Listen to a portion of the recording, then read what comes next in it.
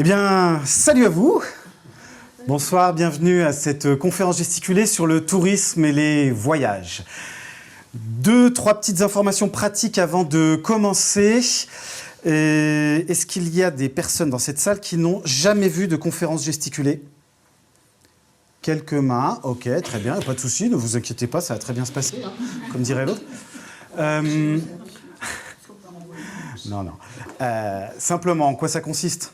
Rapidement, brièvement, une conférence gesticulée, c'est un témoignage, c'est un vécu qui comporte une analyse politique. Voilà. Ce soir, je suis venu vous parler de tourisme et de voyage, donc je ne vais pas être forcément très tendre. Voilà, donc il y a peut-être des gens qui vont se sentir un peu piqués. Mais ce que je vais vous dire ce soir, je l'appuie sur mon vécu personnel, ce qu'on appelle des savoirs chauds. Et puis je l'appuie aussi sur un savoir un peu plus académique. Je suis allé me documenter, donc ce que je vais vous dire ce soir est étayé. Et d'ailleurs, à la sortie de la salle, il y a un QR code où vous pouvez flasher, vous avez toutes mes sources.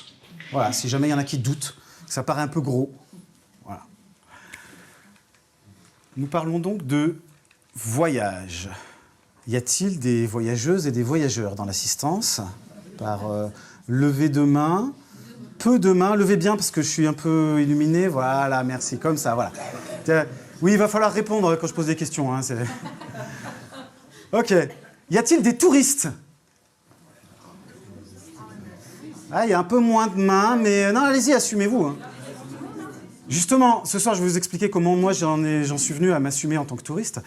Bon voilà, ça va durer 1h30, peut-être un peu plus, parce que là, ce soir, je joue un petit peu à domicile. J'ai travaillé ici il y a très longtemps, au temps des dinosaures, et je suis très content de revenir sur cette scène. Voilà, ça me fait plaisir de revoir quelques têtes connues. Je suis plus du tout à Lyon depuis longtemps, mais voilà, c'est bien, je vois que je suis pas complètement oublié, ça fait plaisir, merci. Je crois que voilà, je vous ai à peu près tout dit, si ce n'est que peut-être c'est pas un spectacle que vous allez voir. Hein. Donc si ça sonne, si vous avez besoin de sortir, etc., il n'y a pas de problème. Ça ne me dérangera pas du tout.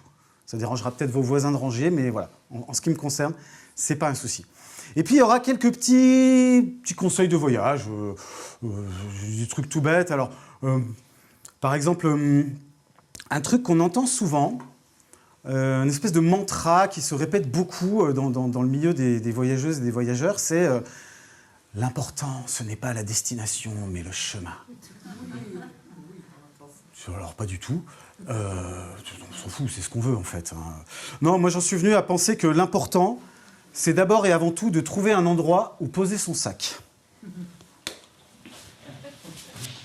En l'occurrence, ce soir, ce sera là.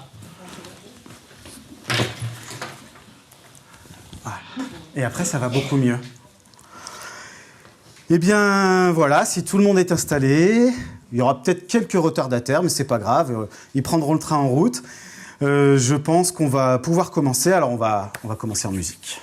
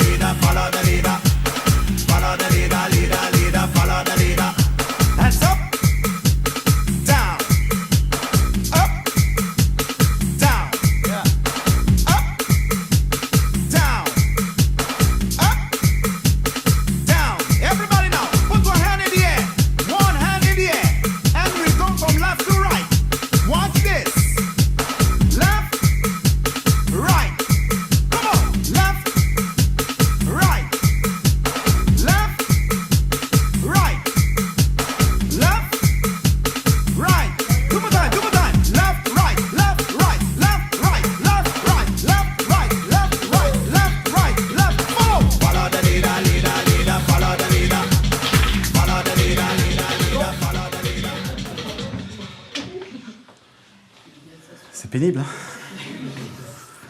Ouh. Est-ce que vous savez ce que je viens de faire, là? Danse du soleil, on ne l'avait jamais fait. C'est la danse du Club Med, ouais. C'est la danse du village. Alors, en langage technique de professionnel du tourisme, on appelle ça les crazy signs. Les crazy signs, les signes fous. Alors ça a été effectivement popularisé par le Club Med, mais maintenant on le trouve partout, dans tous les campings, les resorts, hôtels, les villages vacances et compagnie. C'est à la mode depuis très longtemps et c'est pas prêt de s'arrêter. Moi j'ai découvert ça à 19 ans. Exactement au même temps que je découvrais le monde merveilleux du tourisme. Moi, je rêvais de voyage à l'époque. Et je rêvais de partir à l'aventure avec mon sac à dos, cheveux au vent, parce que j'en avais. Fallait beaucoup de vent, c'était un peu lourd, mais bon. Et pour financer les voyages, eh ben, à l'époque, je ne savais pas trop comment faire, donc j'avais trouvé à m'embaucher pour une saison d'été dans un village vacances. J'étais donc animateur en village vacances. Ça, c'est un peu on va dire la tenue réglementaire d'un animateur en village vacances. Et par la même occasion, j'ai découvert l'envers du décor. Oui, parce que le monde merveilleux du tourisme, c'est un monde en carton-pâte. La première destination touristique en France, c'est Disneyland. Et quand on parle de tourisme, on parle, si l'on est un professionnel, comme ce fut mon cas pendant pas mal d'années, à plusieurs reprises, on parle d'une industrie globalisée qui contribue pour 10% à l'économie mondiale. 10% du PIB mondial est directement relié au tourisme. On parle d'un emploi sur 10 sur la planète. Alors, un emploi sur 10, mais essentiellement des emplois précaires et mal payés. Mais quand on a 19 ans, on n'est pas trop regardant et on vient prendre son chèque, quoi. J'avais trouvé à m'embaucher dans un village vacances où j'ai passé cet été à animer, ambiancer le public. Oui, parce que ça sert à ça, en fait. Les Crazy Signs, ça sert à regrouper les vacanciers et les vacancières à l'heure du jeu apéro, par exemple. À l'heure du karaoké, à l'heure de la soirée dansante, à l'heure de n'importe quoi. En fait, on peut faire ça 5 à 6 fois par jour. Hein. Donc oui, quand je vous dis que c'est pénible, c'est que ça rappelle... Chaque fois que j'entends cette musique, ça rappelle quand même des souvenirs de l'envers du décor. Ça me rappelle, par exemple, les souvenirs des collègues serveuses au restaurant qui, à la fin de chaque service, avaient pour consigne de récupérer les fonds de pot de rouge et les fonds de quart de blanc pour aller remplir le tonneau de rosé.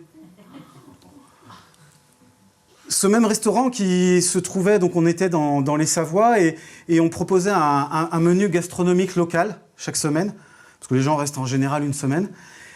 Donc tartiflette et tarte aux myrtilles, qui arrivaient surgelées d'en bas dans la vallée. Voilà, ce genre de choses, ouais. Donc moi j'étais arrivé là un petit peu avant le début de la saison, je ne savais pas trop à quoi m'attendre. On a répété les spectacles et puis la danse du village. Le premier jour, au moment du premier pot apéro, le pot apéro, c'est quand les nouveaux vacanciers du samedi sont arrivés, puis on va leur expliquer un petit peu le programme de la semaine. Et donc là, au moment de les réunir, il y a le chef du village, on l'appelle, donc c'est le patron. Hein. Le patron qui dit « Alors, pour les anciens, vous connaissez la musique. Pour les nouveaux, vous avez qu'à nous suivre. Et pour ceux qui ne savent pas danser, vous faites comme Pierrot. » Et c'était parti pour 2 mois de...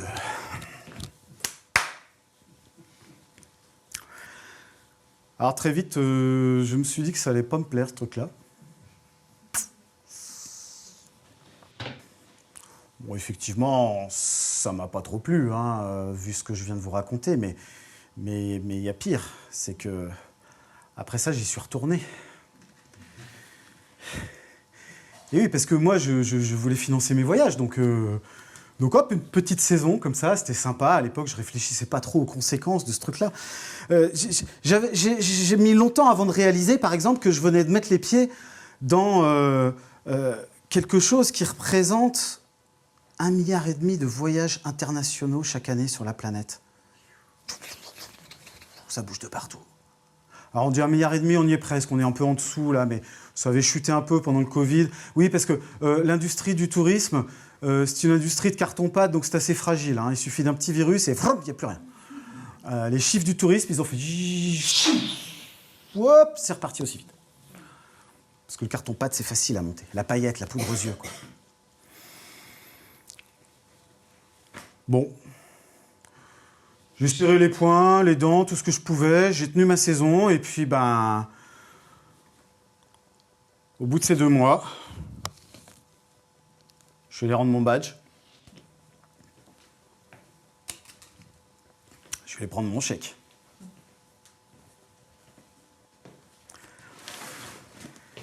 Réenfiler mon sac à dos. Et j'étais prêt à partir. Juste avant, il fallait aller dire au revoir. Ça se fait. Partir en voyage, le principe, la définition est relativement simple. C'est partir d'un point A à un point B dans un but précis et puis revenir. Voilà. C'est la définition officielle. Voilà. Donc je suis allé dire au revoir en disant que je rentrerai peut-être un jour, tout ça, je ne savais pas trop. Parmi tous les gens à qui j'ai dit au revoir, il y a une personne tout particulièrement, c'est que je suis allé dire au revoir à ma mémé Lily, ma grand-mère. C'était un peu la matriarche de la famille, oui, c'était un personnage important dans ma famille. Et puis surtout, je lui ai bien promis que je lui rapporterais un petit oiseau. Oui, parce que ma mémé Lily, bon, elle avait grandi à la ferme, elle avait ensuite été elle-même paysanne, et puis quand elle a perdu sa ferme, elle avait trouvé à s'embaucher chez des riches pour faire des ménages. Et bon, comme ça, de fil en aiguille, elle est arrivée pas très loin de la retraite, et puis elle a pu s'offrir son premier petit voyage, une petite excursion avec le club des petits vieux du village, qui partait en bus comme ça, en voyage organisé. Et de ce premier voyage, elle s'était ramenée un petit oiseau, une babiole à touriste. Oui. Et de son deuxième voyage, puis un troisième. Et puis des gens dans la famille, chaque fois qu'ils allaient quelque part, se sont mis à lui ramener comme ça des petits oiseaux. Et de fil en aiguille, s'est construit une jolie petite collection sur le buffet de la salle à manger. Très kitsch, en plastique, en plumes, en tout ce que vous voulez. Et donc, il était absolument hors de question que moi, je parte sans lui promettre que j'allais, moi aussi, sacrifier à la tradition et lui ramener son petit oiseau. Et une fois cela fait, il ne restait plus qu'à...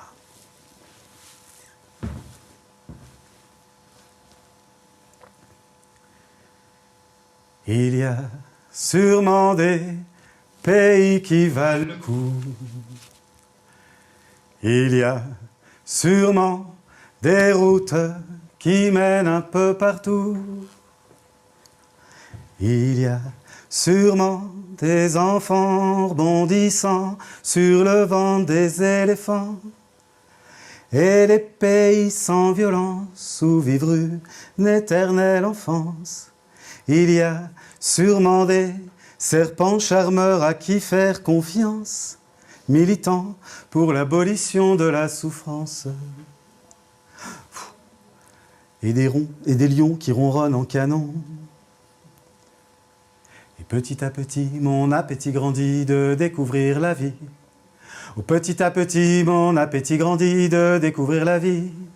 Au petit à petit, mon appétit grandit de découvrir la vie. Je m'arrête là. C'est pas un concert. Oui, je vais massacrer 2-3 chansons comme ça ce soir. Parce que j'aime bien chanter. Vous avez reconnu ? L'interprète, l'auteur-interprète de cette chanson, non ? Ça dit rien à personne ? Non. C'est pas vrai. Ça m'arrive quasiment jamais que personne l'ait, celle-ci. Hein. C'est la chanson Des pays de Mano Solo. Moi, je l'ai tellement mal chantée que vous l'avez pas reconnue. Allons-y pour la première étape de ce voyage, qui en comporte 6. Hein. Ça vous permet de vous situer un peu dans la conférence. Voilà.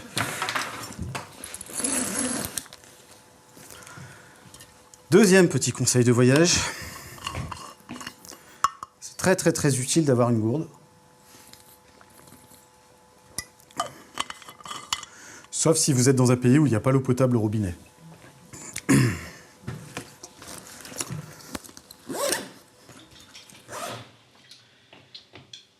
Alors pour cette étape, je suis allé poser mon sac à Milano. Plus précisément dans un quartier populaire de la banlieue nord de Milan, la Bovita. Nous étions en séjour organisé, échange professionnalo-touristique. Et il se trouve que, au moment de cet échange, j'étais animateur à la MJC du Vieux-Lyon. Je ne pensais pas avoir à le faire comme ça ce soir. Mais bon, voilà, on est à la MJC du Vieux-Lyon, je suis très content. Et cette séquence, je la tourne dans la... Merci. Voilà, donc ça fait 4 ans que je fais cette conférence, enfin. On était accueillis à la Shigera, un lieu alternatif, militant, anarchiste, peuplé de hackers, de radicaux en tout genre. Une séquence passionnante, j'ai eu l'occasion d'y retourner après, de re-rencontrer ces gens avec qui j'ai beaucoup appris. Et je me souviens notamment d'un séjour que j'ai effectué là-bas. Et un soir, on était au resto, je me souviens très bien, j'étais en face de Lorenzo et Laila, et on parlait de cette passion des voyages qui me dévore. Et à un moment, Lorenzo me dit, mais ça te vient d'où ce truc? Parce que c'est pas tout le monde comme ça qui rêve de voyager. C'est vrai. Alors, bon, je réfléchis 2 secondes, je me dis que... Ouais, c'est peut-être lié à mon bagage culturel. Pour vous situer un petit peu, moi je suis issu de ce qu'on appelle la petite bourgeoisie intellectuelle. Voilà, la petite, hein. Mais bon, globalement, j'ai grandi avec un capital culturel. C'est-à-dire que chez moi, il y avait des livres, il y avait du cinéma, on pouvait aller de temps en temps au théâtre, ce genre de choses. Vous voyez, et j'ai été baigné et influencé par tout ça. C'est-à-dire que très jeune, j'ai dévoré, par exemple, des bouquins, j'ai vu des films qui m'ont donné envie de partir. Bah, je ne suis pas le seul, j'imagine. Enfin, je ne sais pas, là, dans la salle, je vous vois un peu. Hein, j'ai demandé à ce que la salle reste éclairée. Donc, par exemple, s'il y en a qui ont des titres comme ça, qui leur rappellent, qui leur ont donné envie de partir. L'île au trésor. Ah, merci. Ben voilà, l'île au trésor. Alors, il revient très souvent, cet exemple, évidemment. Évidemment, l'île au trésor de Stevenson. Là, on a envie de devenir un pirate et de partir chercher des trésors sur des îles, des bateaux et tout. D'autres exemples? La plage avec DiCaprio. La plage, merci. J'aime bien quand on me le cite, cet exemple. Pas parce que ça se termine très mal, parce que j'aime bien spoiler le film aussi, mais parce que je vais y revenir un petit peu plus tard dans ma conférence.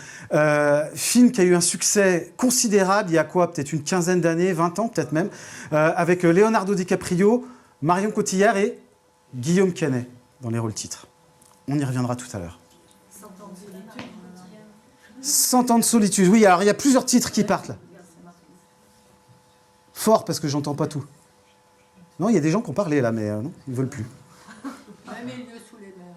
Voilà, 20 000 lieues sous les mers. On reste dans la littérature et le cinéma. J'ai souvent Astérix qui revient. Astérix, il voyage dans tous les albums, quasiment. Hein. Il n'y en a pas beaucoup qui se passent au village. Hein. Et Tintin et Indiana Jones, merci. D'autres?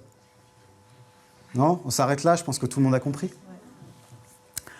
Il y avait ça, oui. Il y avait ça, mais il n'y avait pas que ça. Alors, ce soir-là, j'ai eu cette discussion absolument passionnante, qui a duré très longtemps. C'est fini au petit matin. Et j'ai appris tout un tas de choses. J'ai notamment appris l'histoire du tourisme. Et alors ça, c'est un truc que j'ai besoin de partager un petit peu avec vous, pour qu'on soit tous à peu près sur le même niveau de connaissances pour ensuite le reste de la conférence. Je vais vous faire une histoire très synthétique et abrégée du tourisme. Donc, on remonte un tout petit peu dans le temps pour se situer historiquement. À peu près moins 300 000 ans. Oui, c'est la naissance à peu près d'Homo sapiens. Voilà. Et Homo sapiens, c'est une espèce voyageuse. Nous avons ça dans notre ADN, en fait. C'est un truc qu'on a depuis le début, et c'est inscrit extrêmement fort en nous. Et l'humanité a toujours voyagé. Et toujours dans un but précis. Mais dès les premiers âges de l'humanité, et après jusque dans l'Antiquité, le Moyen-Âge, etc., on voyage, par exemple, pour découvrir de nouvelles terres, pour s'installer. C'est aller voir de l'autre côté de la montagne si l'herbe est plus verte et le gibier plus giboyant. On voyage pour conquérir de nouvelles terres, La guerre est un grand motif de voyage. Bon, c'est peut-être pas le plus intéressant en soi. On voyage pour des raisons commerciales. On voyage énormément aussi pour des raisons religieuses. Les pèlerinages, c'est très, très, très, très ancien. On a des traces, enfin vraiment, je ne rentre pas dans les détails de l'histoire, mais j'ai toutes les sources à la sortie. On voyage énormément. Beaucoup plus que ce qu'on pense. On a tous appris à l'école, la France, terre rurale, les paysans qui sortent jamais de leur village. Non, les paysans, ils peuvent aller à la foire. C'est aussi un voyage. Hein. Voilà. Et puis, on va voyager comme ça, de manière extrêmement libre. Alors, libre, attention, hein, en fonction des moyens de transport qu'on a, donc c'est-à-dire la marche à pied, le cheval et le bateau, et si on arrive en vie. Parce que les routes ne sont pas toujours très sûres. Mais en dehors de ces petits détails-là, on peut faire ce qu'on veut. Jusqu'au tournant des XVIIe, XVIIIe siècle. Et là, va se produire un phénomène nouveau. Une bande d'aristocrates désœuvrés du nord de l'Europe va se piquer d'inventer un nouveau hobby, un passe-temps pour aristocrates, qui va consister à aller parfaire ses humanités. C'est classe. Ça en jette comme terme. En gros, c'est quoi ? C'est un jeune prince de Bavière qui part les bourses pleines pour aller visiter le Colisée à Rome. Vous voyez ? Parce que c'est aussi la Renaissance et il faut découvrir les classiques. Et quand on a les moyens, on va découvrir les classiques in situ. Voilà. C'est comme ça, par exemple, que j'ai découvert l'existence de cette toile du XVIIe siècle d'un noble allemand en train de se faire peindre, en train de redresser la tour de Pise en perspective.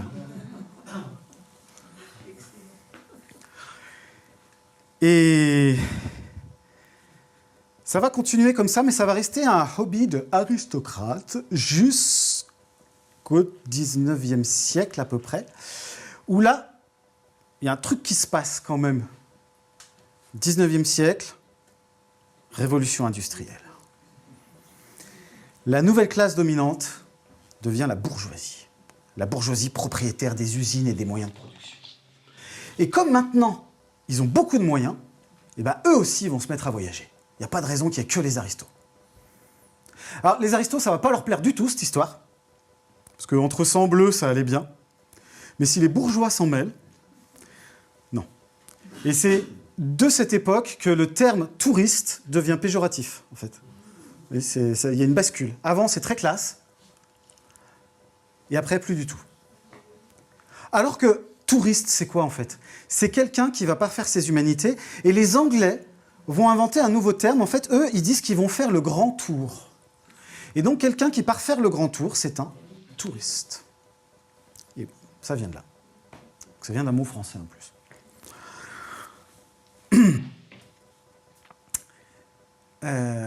Le tourisme va prendre son essor et va vraiment devenir quelque chose d'important à partir de 1841, où là, un Anglais, encore une fois, sont très forts en tourisme, les Anglais, il va organiser ce qui est considéré aujourd'hui comme le tout premier voyage organisé. C'est-à-dire qu'en gros, il va déplacer quelques centaines de personnes de sa ville à lui, à l'autre ville d'à côté. C'est une ligue puritaine protestante anti-alcoolique, donc ils vont collectivement, à quelques 400, aller faire chier les pochetrons de la ville d'à côté, en train. Et ce voyage organisé, et c'est considéré comme le premier voyage organisé de l'histoire du tourisme, ce jeune sujet de la couronne britannique va se dire qu'il y a peut-être du blé à se faire avec ce truc-là. Une mentalité de start-upper un peu déjà à l'époque, vous voyez. Donc il va créer son business qui va évidemment fleurir. Il va ouvrir des destinations, d'abord en Angleterre, puis dans le reste de l'Europe, puis jusqu'en Égypte, etc. Les croisières sur le Nil, ça date de cette époque. Il meurt à la tête d'un empire commercial, touristique. Il va léguer, et cette entreprise va perdurer jusqu'à son dépôt de bilan en 2019. Quelle grande entreprise du tourisme a mis la clé sous la porte en 2019 ? Thomas Cook. Thomas Cook est considéré comme l'inventeur du tourisme organisé, du voyage organisé. Et Thomas Cook était numéro 1 mondial du tourisme jusqu'en 2019.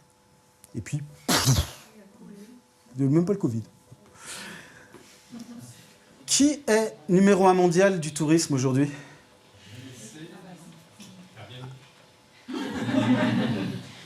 Loin. Loin d'Airbnb, de MSC, de... Non, alors il possède Trigano. Il possède tout, en fait. Il possède 17 compagnies aériennes, il possède Havas, il possède Fram, il possède... C'est un groupe, c'est une multinationale, c'est un groupe qui s'appelle TUI. T-U-I. Vous ne pouvez pas vous promener dans les rues de Lyon sans passer devant une affiche. Et si vous regardez dans un coin, soit c'est en gros, soit c'est dans un petit coin. Selectour, tout ça, toutes les agences de voyage leur appartiennent. Des chaînes hôtelières, tout ce que vous voulez. C'est un monstre absolu. Des milliards de dollars de chiffre annuel. Et ouais.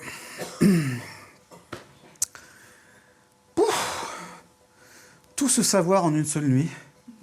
Mais c'était pas tout. C'est qu'il y avait un autre truc absolument crucial à savoir, c'est qu'en parallèle du tourisme officiel et mercantile, je vous ai dit, on est au 19e siècle tout à l'heure, révolution industrielle. La chair à machine dans les usines, dans les mines, dans le textile et tout ça, c'est les ouvriers, c'est tous ces paysans qui arrivent en masse pour venir crever au fond des trous. Eh bien, cette nouvelle classe sociale qu'on va appeler la classe ouvrière, qui est en train d'émerger et de prendre conscience d'elle-même, elle va revendiquer des choses. Le salaire et la maîtrise de son temps. Parce qu'avant, quand ils étaient dans les campagnes, ils avaient beaucoup plus de maîtrise de leur temps. Et tout d'un coup, ils n'en ont plus du tout. Ils vont revendiquer la durée du temps de travail, par exemple. Et ils vont aussi revendiquer la durée du temps libre. Le temps libre pour pouvoir, par exemple, aussi aller voir de l'autre côté de la montagne, si l'herbe est plus verte. Partir, profiter, s'épanouir. Ça va donner naissance à des petites choses anecdotiques, comme par exemple les congés payés. Ça démarre à la fin du 19e, les congés payés, et puis ça va être généralisé à l'ensemble de la population salariée, évidemment, en 1936 avec le Front populaire. Vous vous souvenez au départ combien de semaines de congés payés en 1936 ? 2 semaines. Ça paraît pas grand-chose pour nous qui en avons 5 aujourd'hui, mais il y a des pays dans le monde où il y en a 0, donc relativisons. Et oui, ça vient de là, mais c'est pas que ça. C'est aussi parce que les gens vont conquérir des droits, et donc du coup ils vont se mettre à les utiliser. Ils sont chiants ces gens, ils conquièrent des droits, et en plus ils s'en servent. Et donc, il faut bien les accueillir. Mais ils ne vont pas dans les beaux hôtels, dans les palaces de la bourgeoisie. Donc, va se créer tout un réseau d'infrastructures pour accueillir ces nouveaux voyageurs, ces nouveaux touristes. Comme par exemple les auberges de jeunesse, qui naissent comme ça après la Première Guerre mondiale. Alors, il y a des prémices avant la Première Guerre mondiale, mais c'est vraiment après la Première que ça va se développer. Voilà, tout un tas de choses comme ça, les colonies de vacances. Moi, là où j'habite, en Haute-Loire, il y avait l'œuvre des enfants à la montagne. Ils envoyaient des milliers de gosses tous les ans en vacances, comme ça. Et il y en avait, parce qu'à l'époque, l'Algérie était française, donc du coup, il y avait des mômes qui venaient d'Algérie jusqu'en France, des gamins français qui allaient en Algérie, enfin, etc., etc. C'est ce qu'on va appeler le tourisme social. Et le tourisme social, il va prendre très rapidement une ampleur assez considérable. Il faut vous dire que à une époque, le comité d'entreprise d'EDF était le plus gros propriétaire de lieux de résidence touristique en France. Ils avaient des villages vacances, des campings, des choses comme ça, des pensions de famille, ce genre de choses. C'est un exemple parmi tant d'autres, mais voilà, c'est les villages vacances, comme celui où je travaillais cet été-là, quelques années avant, où j'avais appris à faire les Crazy Signs, qui s'appelait VVF, Village Vacances Famille. Et oui, qui a été une association jusqu'en 2018, association à but non lucratif. Et c'était une association de tourisme social. Et puis, en 2018, ils se sont dit, ouais, mais quand même, On fait presque 1 milliard d'euros de chiffre d'affaires. Il est temps qu'on devienne une entreprise quand même. Donc moi, je suis arrivé en 2019 et ça avait changé un peu. Voilà, j'ai appris ça aussi cette nuit-là. Et ce patrimoine, figurez-vous qu'on est en train de le perdre. Il est en train de disparaître.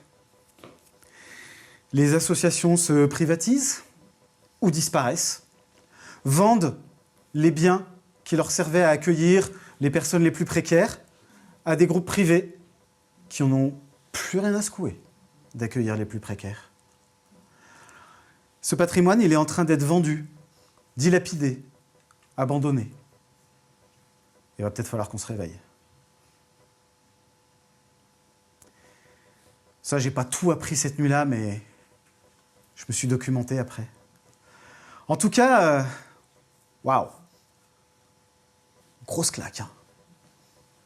Cela dit, Lorenzo, Laila, vous êtes super, je vous adore, mais ça m'a pas passé l'envie de voyager. Donc on va continuer si vous voulez bien.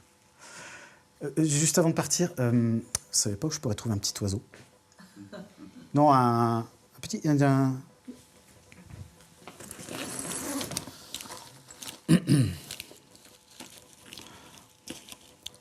Un piaf, genre, voilà, comme ça, quoi. Oiseau pour le Voilà, un petit oiseau pour ma mémé Lily. Eh oui.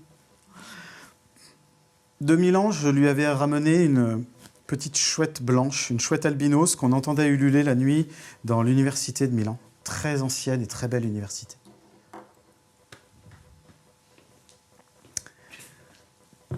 Cette fois, je peux y aller.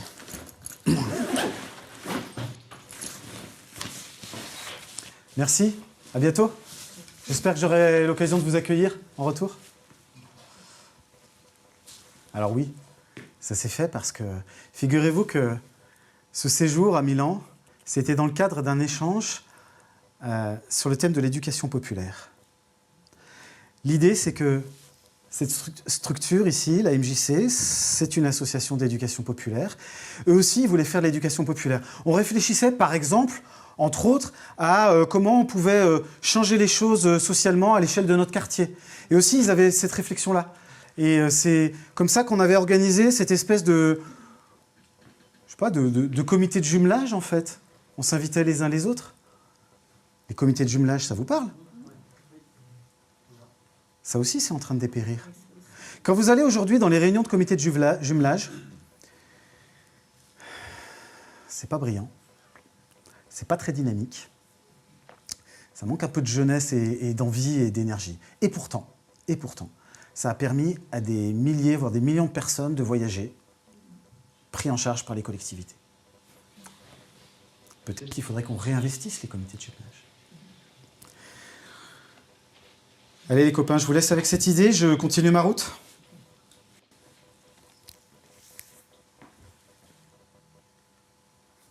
Au-dessus des vieux volcans, glisse des ailes sur le tapis du vent. Voyage, voyage, éternellement, de nuages en marécage, de vent d'espoir en pluie d'équateur. Voyage, voyage, vole dans les hauteurs, au-dessus des capitales, des idées fatales, regarde l'océan. Voyage, voyage, plus loin que la nuit et le jour. Voyage. Pardon, j'y arrive pas. Là, vous l'avez? Désirless, merci. Petite parenthèse, à la fin du confinement, là, vous vous souvenez, quand on a tous été en prison pendant quelques mois, là, j'ai très bêtement fait comme beaucoup de gens, c'est-à-dire que je me suis précipité chez ma coiffeuse. Comme on était nombreux, elle m'a filé à la stagiaire, et je suis sorti avec la même coupe de cheveux que la chanteuse de Désirless. Allez, prochaine étape. Cette fois-ci, je suis allé poser mon sac à Tunis. Tunis, capitale de la Tunisie. Bravo. Il y avait un indice. Chez Khouloud. Alors, Khouloud, c'était pas dans le cadre d'un échange professionnel d'éducation populaire. Non, c'était dans le cadre de couchsurfing.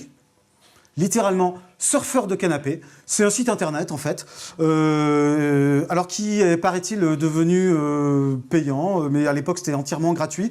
Et c'est un site internet qui a réinventé un truc complètement révolutionnaire qu'on appelait avant l'hospitalité. Voilà, qui consiste à accueillir des gens chez soi, sans rien demander en contrepartie. Et ben, sur ce site internet, vous pouvez créer votre page de présentation. Et quand vous allez quelque part, vous pouvez demander aux gens qui sont identifiés dans cette ville s'ils veulent bien vous accueillir chez eux. Par exemple, sur leur canapé. Surfeur de canapé. Alors, j'ai été accueilli sur des canapés, j'ai été accueilli sur des paillasses miteuses entre deux clébards. J'ai été accueilli une fois, on m'a filé les clés d'un studio. Non, bon, nous, on part en vacances, vas-y, amuse-toi bien. Voilà, un magnifique studio en plein cœur de Bruxelles. Et puis j'ai été accueilli de plein de manières, toujours très bien accueilli, faut le dire. Et à Tunis, chez Khouloud, qui m'a accueilli dans une jolie petite chambre d'amis, toute coquette, très sympa. Et l'avantage de Couchsurfing, c'est qu'avec Khouloud, j'ai pu visiter un petit peu Tunis sans payer un guide, quoi. C'est gratuit. Voilà. Donc c'était très chouette. Et en plus, on s'est très bien entendu avec Khouloud parce qu'on partageait la même passion. On était tous les deux adeptes du même sport. On pratiquait tous les deux les barres parallèles. Surtout à Tunis, on a beaucoup pratiqué rue de Marseille, parce que c'est la rue où il y a tous les bars à Tunis. Et donc, vous pouvez passer la soirée à passer d'un bar à l'autre, comme ça. Et on a fait des bars parallèles. D'ailleurs, c'est un soir, dans un de ces bistrots, que j'ai pris une deuxième grosse claque.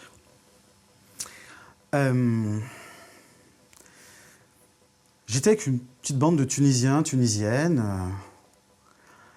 et à un moment, il y en a un qui me demande si ça n'a pas été trop difficile pour moi pour rentrer en Tunisie. Moi, je suis dans l'euphorie, je suis avec ma bière, tout ça, la soirée est super sympa, et tout ça. Je dis, bah non, tu sais, pour moi, c'est très facile. C'est un coup de tampon à la... Ça vous le fait, des fois, quand vous comprenez que vous êtes en train de dire une connerie et que vous ne savez plus comment finir votre phrase, et que vous ne savez pas comment vous dépêtrer de la bêtise énorme que vous êtes en train de proférer. Ouais, alors là, en l'occurrence, je n'ai pas changé de sujet. J'ai eu un petit coup de coude de Khouloud à côté de moi qui m'a dit « Est-ce que tu pourrais éviter de faire ton côlon, s'il te plaît ?»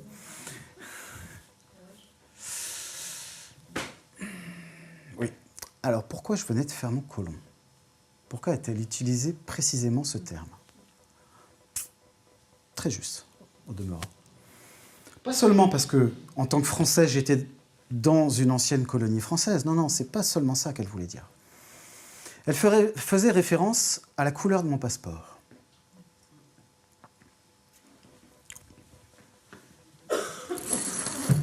Va falloir que je m'explique.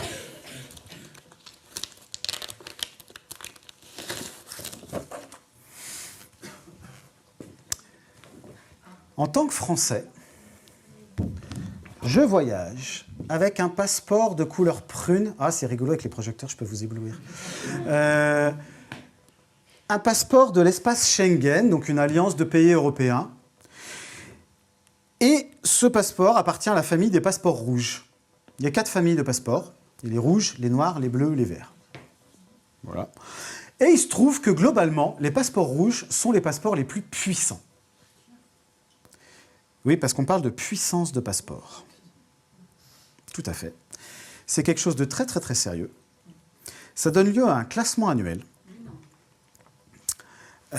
qui est réalisé par l'agence Henley & Partners.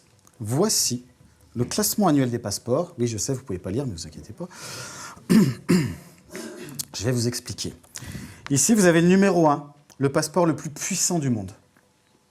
C'est-à-dire le passeport qui vous permettra de rentrer sans visa particulier dans un certain nombre de pays. Petite explication de texte. Un passeport, c'est une nationalité. J'ai un passeport français, je suis français. Un passeport marocain, je suis marocain. Un passeport tunisien, je suis tunisien. Jusqu'ici, c'est simple. Un visa, c'est un laissez-passer. C'est une autorisation de rentrer et de séjourner un certain temps dans le pays. Un visa touristique pour rentrer dans l'espace Schengen, ça coûte de mémoire, je crois que c'est 30 €, me semble-t-il. Ça dure 90 jours. Vous pouvez séjourner 3 mois dans l'espace Schengen si vous venez d'en dehors. Et moi, mon visa pour rentrer en Tunisie, il ne m'avait rien coûté. Et c'est ça qui m'avait fait gagner des points dans le classement des passeports. Voilà. Petit quiz. À votre avis, qui est numéro 1 mondial de ce classement? Alors, je prends la feuille où c'est pas complètement pixelisé. Et alors, c'est marrant, mais alors, depuis 4 ans que je joue cette conférence, la Suisse, ça revient mais tout le temps. Non, ils sont pas numéro 1. J'ai entendu, pardon? La France est numéro 1 au classement depuis cette année. C'est tout nouveau, ça vient de sortir, c'était pas nous avant. C'est pour ça que j'ai pris la fiche de 2024, pardon, 2024. Donc oui, on vient d'accéder à la première place du podium. Alors, on est premier ex aequo avec d'autres pays. Alors, je ne vais pas tous vous les faire, mais j'ai entendu le Canada, non. Avec qui on est premier ex aequo? Non, les États-Unis sont plus bas dans le classement. Alors, on est avec l'Allemagne, l'Italie, l'Espagne. Et alors, ceux auxquels vous pensez jamais, mais je le sais. Le Portugal.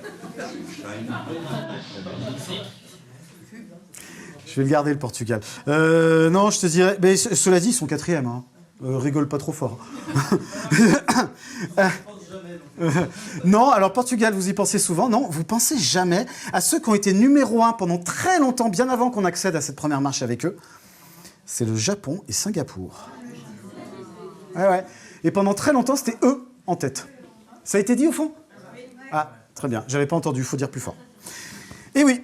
Et notre passeport prune, notre passeport rouge, nous permet d'aller sans visa dans 594 pays. C'est pas mal.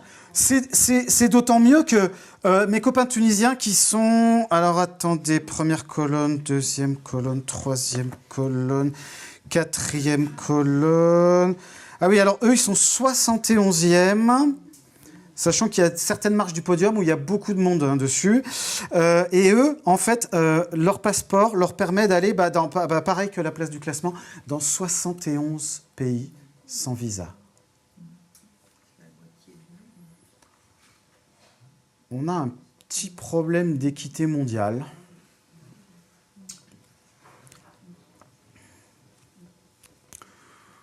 On a, comme qui dirait, un souci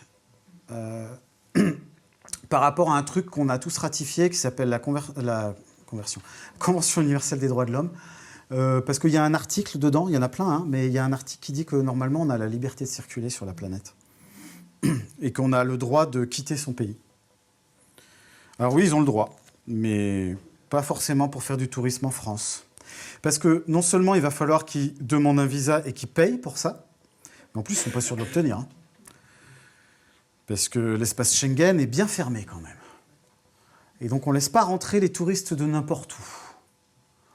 Par exemple, il y a quasiment tous les pays de l'espace Schengen dans la première colonne, qui sont quasiment tous des anciennes puissances coloniales. Alors que dans les dernières colonnes du tableau, c'est toutes les anciennes colonies. L'indépendance, oui, mais à quel prix? Il y en a qui veulent savoir, qui auraient peut-être un passeport d'une autre origine, qui aimeraient savoir où ils sont dans le classement. Turquie. Alors, la Turquie... Alors... Tu aurais dû me demander le Maroc, ils sont à côté de la Tunisie, c'était plus facile à trouver. La Turquie, je crois qu'ils sont pas trop mal, ils sont dans les 3 premières colonnes, il me semble. Turquie, 52e, 118 pays.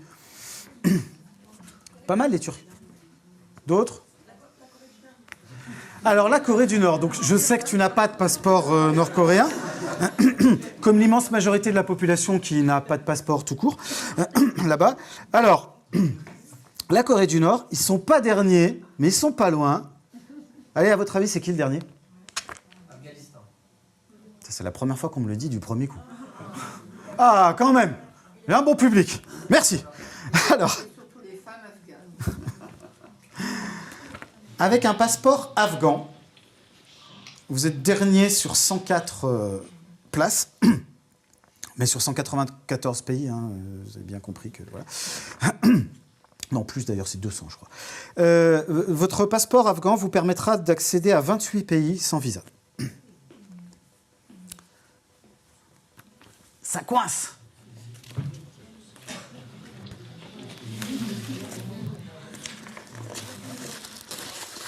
Et alors, ce classement très sérieux,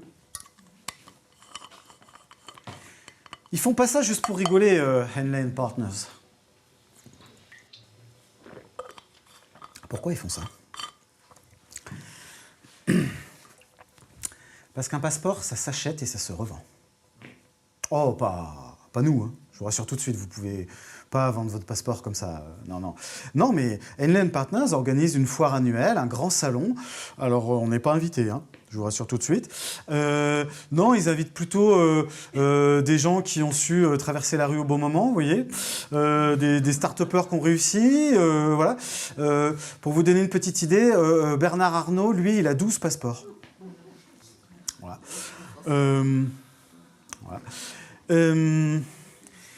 Et c'est ces gens-là qui vont dans ce salon-là pour s'acheter des nationalités, parce que ça facilite les affaires. Par exemple, alors de mes dernières infos, il faut que j'actualise, hein, mais de la dernière fois que j'ai vérifié, un passeport de l'île de Malte, donc qui fait partie de l'espace Schengen, qui vous donne accès à tout l'espace Schengen, si vous placez 250 000 € dans une banque à Malte, vous pouvez sans problème demander un passeport. Et vous l'aurez très facilement. Il y a des pays comme ça qui font commerce de leur passeport, beaucoup, surtout ceux qui sont dans la première colonne. Hein. Forcément, c'est rentable. La France, ça donne à ce petit jeu-là. Oui. Alors, pour la France, il faut déclarer une résidence principale. Donc, acheter n'importe quel type de bien immobilier.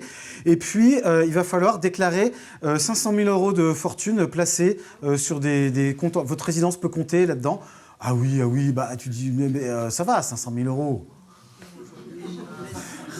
Traverse la rue. On a dit, faut suivre un peu. Voilà, inscrivez vos enfants à Stanislas.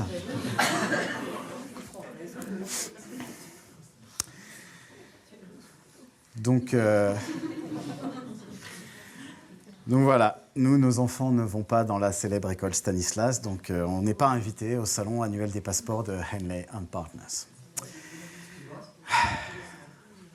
Ça dit quand même pas mal de choses de la situation mondiale. Alors bien sûr, là évidemment, il y en a beaucoup qui me vont venir et qui disent « Ah, il va nous parler des migrants ». Eh bien non. Parce que c'est une conférence gesticulée sur le tourisme et qu'il y a d'excellentes conférences gesticulées sur les migrations, les migrants, etc. Et que j'aurais pas le temps ce soir de développer ce sujet-là. J'aurais envie de dire beaucoup de choses, mais je suis pas tellement expert de la question. Donc on va avancer un petit peu. Donc je vais remercier Khouloud et mes camarades tunisiens cette soirée-là, dans ce bar-là, de m'avoir permis cette prise de conscience. Ce soir-là, je vais apprendre le terme quelques années plus tard en préparant cette conférence gesticulée, j'ai été ce qu'on appelle un idiot du voyage. Voilà, c'est l'ignorant qui arrive comme ça, qui se pense en terrain conquis et qui se comporte comme un colon et qui fait d'énormes gaffes. L'idiot du voyage, c'est un ouvrage qui fait date dans l'histoire des études sur le tourisme, les tourism studies, comme on dit entre professionnels. Jean-Didier Urbain, quand il a sorti ce bouquin, ça a un peu calmé tout le monde. Et il rappelle quelques vérités un peu de base là-dedans. Et par exemple, il m'a bien remis à ma place sur un truc, c'est que moi, jusqu'à présent, en fait, jusqu'à ces révélations, comme par exemple ce soir-là à Tunis, j'avais tendance à dire que moi, je ne suis pas un touriste, moi, je suis un voyageur. Voyez. Alors, c'est ce qu'on appelle du snobisme de classe. Parce que dès lors qu'on voyage pour son plaisir, on rentre dans la catégorie du tourisme. Il y a la grosse patate, le voyage, il y a le voyage d'affaires, et puis tout le voyage d'agrément, le voyage pour le plaisir, c'est du tourisme. Peu importe la manière dont on l'effectue. Et donc, chaque fois que quelqu'un vous dit « moi je ne suis pas un touriste, je suis un voyageur », alors, J'aimerais bien qu'on m'explique ce que reproche le voyageur au touriste. Et qu'on arrête avec les moralistes, le snobisme et tout ça, parce que c'est du mépris, en fait, hein, tout simplement. On critique quoi exactement là-dedans? Parce que nous, avec nos sacs à dos, nous, on a la vérité du voyage, vous voyez. Nous, on sait. On fait mieux que les autres. Non, il faut arrêter. La différence, elle n'est pas de nature, hein, elle est peut-être de quelques degrés, éventuellement, parce que certains vont avoir un capital culturel qui vont leur permettre de voyager peut-être un peu différemment. OK. Donc voilà. Ah, on en apprend des choses quand on voyage, ça sert à ça aussi. Bon, merci Rouloud. Merci pour tout ça.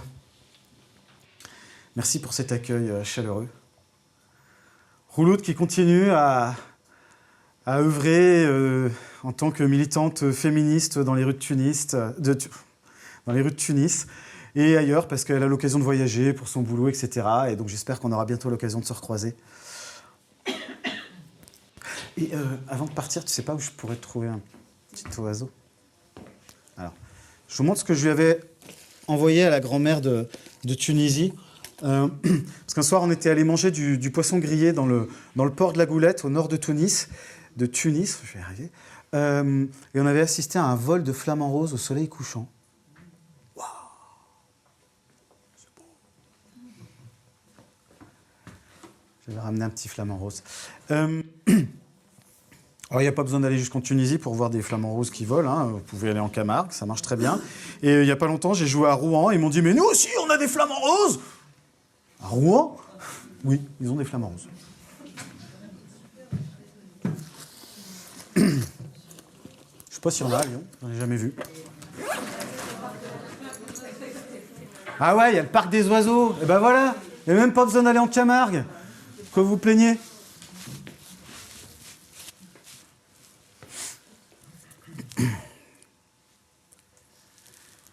De nos jours, un fait est certain, le nomadisme est à la mode. Et en un sens, c'est plutôt bien, car ça bouscule un peu les codes. L'excès de sédentarité, c'est ça qui affaiblit l'espèce. C'est très mauvais à la santé, et puis ça donne du cal aux fesses. Pour remédier à ce fléau qui nous promet un triste sort, y a pas à se creuser le ciboulot, y a qu'une solution, c'est le sport.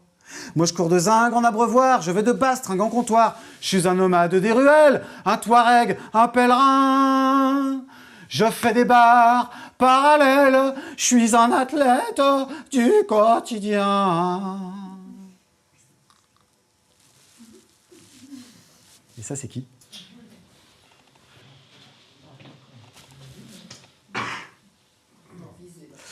Alors, c'est un petit groupe éphémère, hein, c'est normal, personne ne connaît.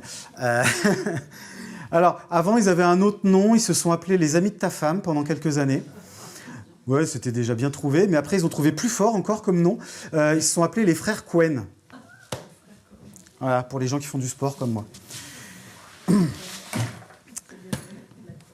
Allez. Prochaine étape. Je vais vous expliquer comment je ne suis jamais allé poser mon sac en Irlande. Parce que c'était un de mes plus vieux rêves de voyage.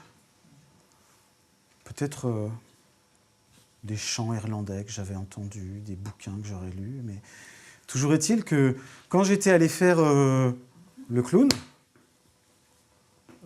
j'avais ce rêve-là en tête, et puis il ne s'est jamais concrétisé parce que quand j'avais vraiment pour la première fois voulu partir en Irlande, à ce moment-là, eh bien, j'avais pas encore fait le clown. Ouais, vous avez remarqué, la chronologie n'est pas très régulière dans ma conférence, hein, c'est normal. Non, mais en gros, voilà, pourquoi je ne suis pas allé, c'est parce que à l'époque, je ne savais pas comment voyager sans argent. J'ai appris beaucoup plus tard, mais à l'époque, je pensais qu'il fallait de l'argent, ne serait-ce que parce que c'est une île, quoi. Donc, je ne voyais pas comment payer ma traversée.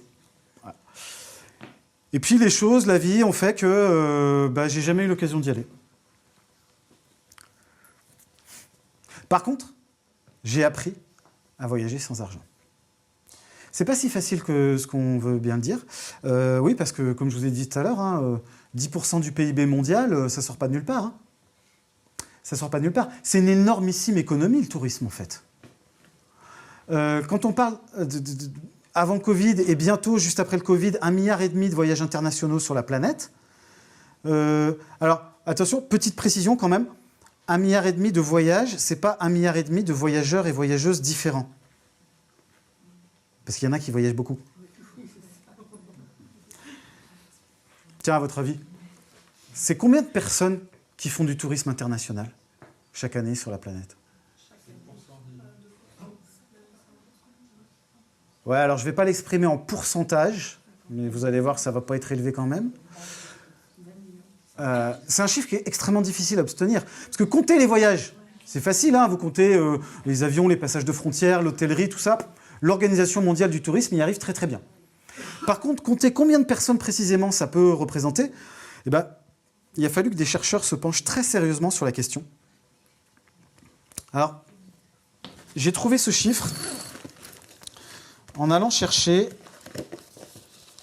si je le retrouve, non, parce qu'évidemment, je ne l'ai pas rangé là où il devrait être, vous imaginez bien que ce serait beaucoup trop facile. Je vais vous le retrouver après, je pense. Je suis allé chercher, dans la sociologie du tourisme, et notamment, je suis tombé sur une étude qui a été menée par Bertrand Réau et Saskia Cousin. Et ils ont eu du mal, mais ils sont arrivés à une estimation du nombre de voyageurs internationaux annuels, de gens qui traversent les frontières pour le plaisir, uniquement dans un but récréatif, de 200 à 300 millions de personnes. Sur une population de 8 milliards d'êtres humains, c'est-à-dire que non seulement il faut la bonne couleur de passeport, mais il faut aussi la bonne couleur de carte bancaire.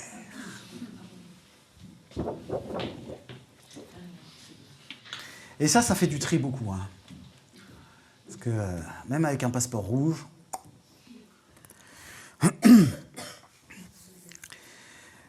Et donc, 10% du PIB de la planète, pour 200 millions de privilégiés, on a affaire à une économie qui n'est pas très, très, très démocratique.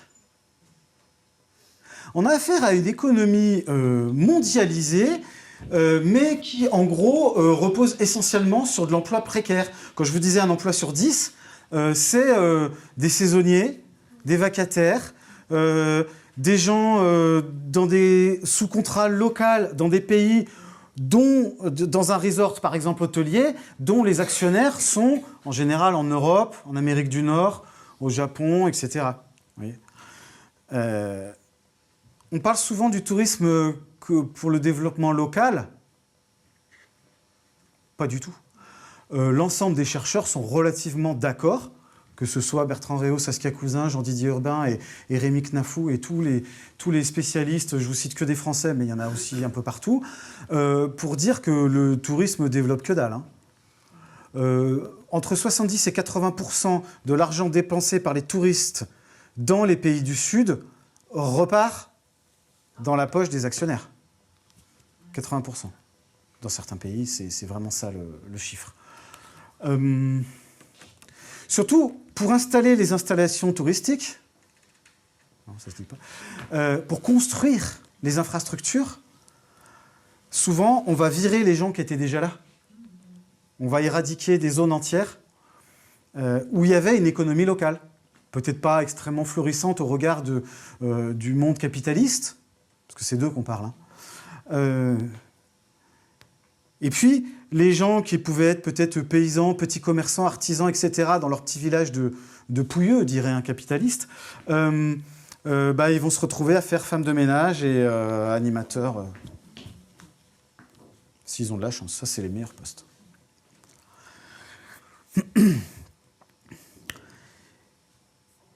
Et moi, pendant longtemps, j'étais cantonné à ça, et puis j'ai appris petit à petit qu'il était possible de voyager sans argent.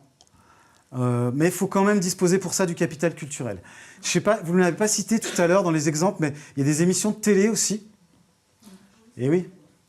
Il y en a une qui est relativement connue, qui s'appelle Nu et culotté. Oui. Voilà. C'est deux mecs qui s'amusent à partir complètement à poil, avec une caméra, parce que c'est pour la télé.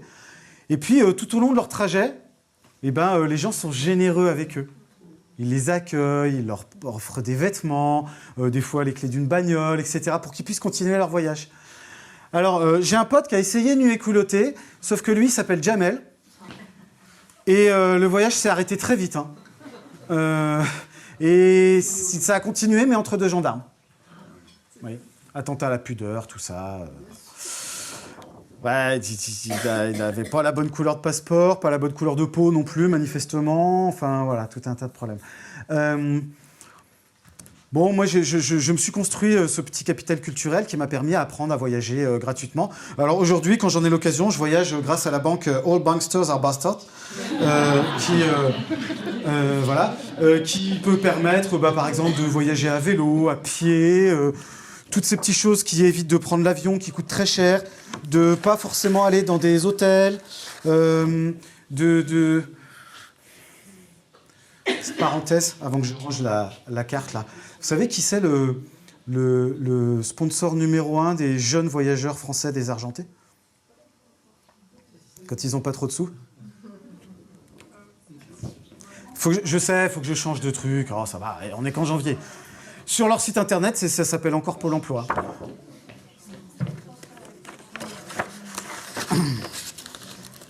France Travail est le premier sponsor. Oui, alors faites gaffe quand même parce que juste deux petits trucs. Bon, d'abord, c'est l'assurance chômage. C'est pas forcément malin d'aller déconner trop avec ce truc-là. Moi, je l'ai fait un tout petit peu, mais pas trop. J'en suis pas forcément très très fier. Non, parce que quand vous êtes quand vous êtes inscrit à France Travail, faut-il le dire maintenant, France Famille, bientôt France Patrie. On est en plein dedans. Hein, excusez-moi, mais. Vous avez droit à des congés payés, vous avez droit à 30 jours, en fait, comme n'importe quel salarié. Et parce que sinon, le reste du temps, votre travail, c'est de chercher du travail. Voilà. On en pensera ce qu'on voudra. Tant qu'on n'aura pas le salaire à vie, on sera soumis à ce genre de règles.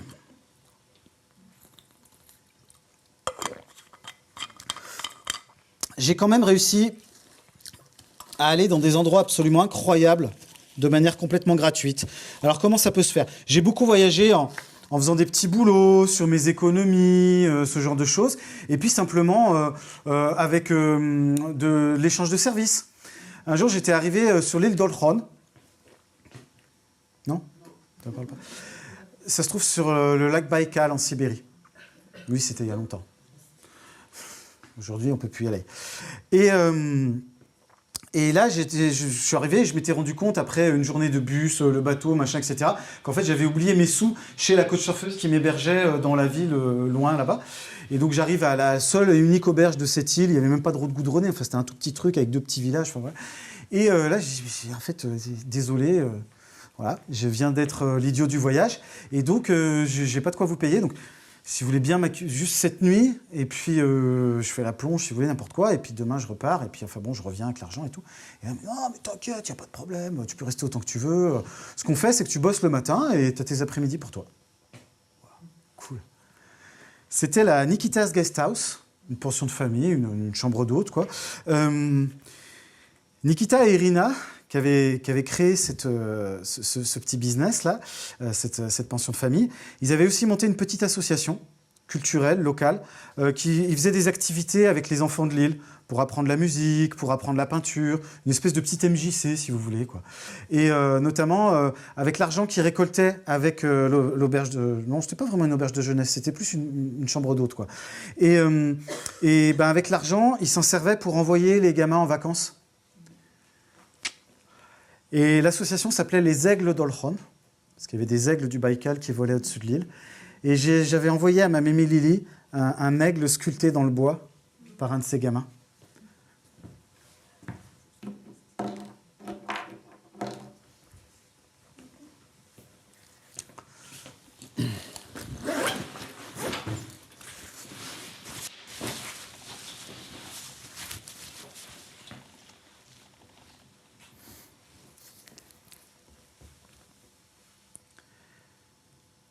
Vers les docks, où le poids et l'ennui me courbent le dos. Ils arrivent, le ventre alourdi, de fruits les bateaux. Ils viennent du bout du monde apportant avec eux des idées vagabondes, reflets de ciel bleu, de mirages, traînant un parfum poivré de pays inconnus et d'éternels étés où l'on vit presque nu. sur les plages, moi qui n'ai connu toute ma vie que le ciel du Nord. J'aimerais débarbouiller ce gris environ de bord. Emmenez-moi au bout de la terre, emmenez-moi au pays des merveilles. Il me semble que la misère serait moins pénible au soleil. C'est pas sûr. Donc là, je suis sur personne n'a reconnu.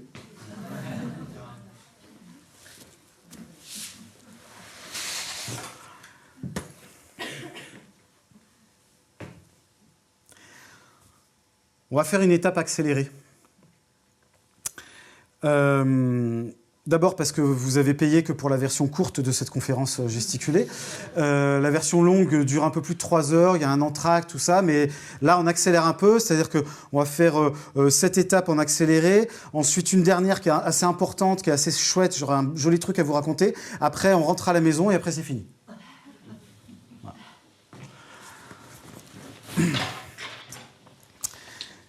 Non, on va faire un petit accéléré. Vous savez, dans les guides de voyage, le guide du routard, le Lonely Planet, les guides bleus, tous ces trucs-là, en général, au début, il y a les coups de cœur, le classement, les 10 choses qu'il faut voir absolument. C'est en général les endroits où vous voyez les gens qui se dépêchent, qui font les trucs au pas de course, quoi. Ça, c'est bien un truc de touriste aussi. Il faut avoir coché toutes les cases du guide, tout ça. Moi, je l'ai fait, hein, clairement. Hein, je l'assume complètement. Ah ouais, alors attends, parce que je dois être là à telle date, mais j'aurais quand même bien aimé voir ce truc-là. Et donc, comme un con, vous allez visiter un truc en 2 heures. Enfin, bon, voilà. On est peut-être quelques-unes à l'avoir fait dans la salle. Et en général... on n'en est pas si fiers que ça de ces trucs-là. Bizarrement, c'est pas ce qu'on retient le plus de nos voyages. Bah oui, forcément, on a fait ça à l'arrache. Enfin... Non, alors là, là, je vais vous demander vos coups de gueule. On fera les coups de cœur après. On va commencer par les coups de gueule. Très mauvais souvenir de voyage. Et puis surtout, c'est quoi pour vous le problème avec le tourisme ? Avec l'industrie du tourisme. On va voir si on a les mêmes. On commence par les coups de gueule. Alors, les prix. Ouais. Attends, je les sors parce que sinon je vais en mettre partout. Normalement, j'ai une super méga installation. Je les accroche, c'est super joli. Mais là, non.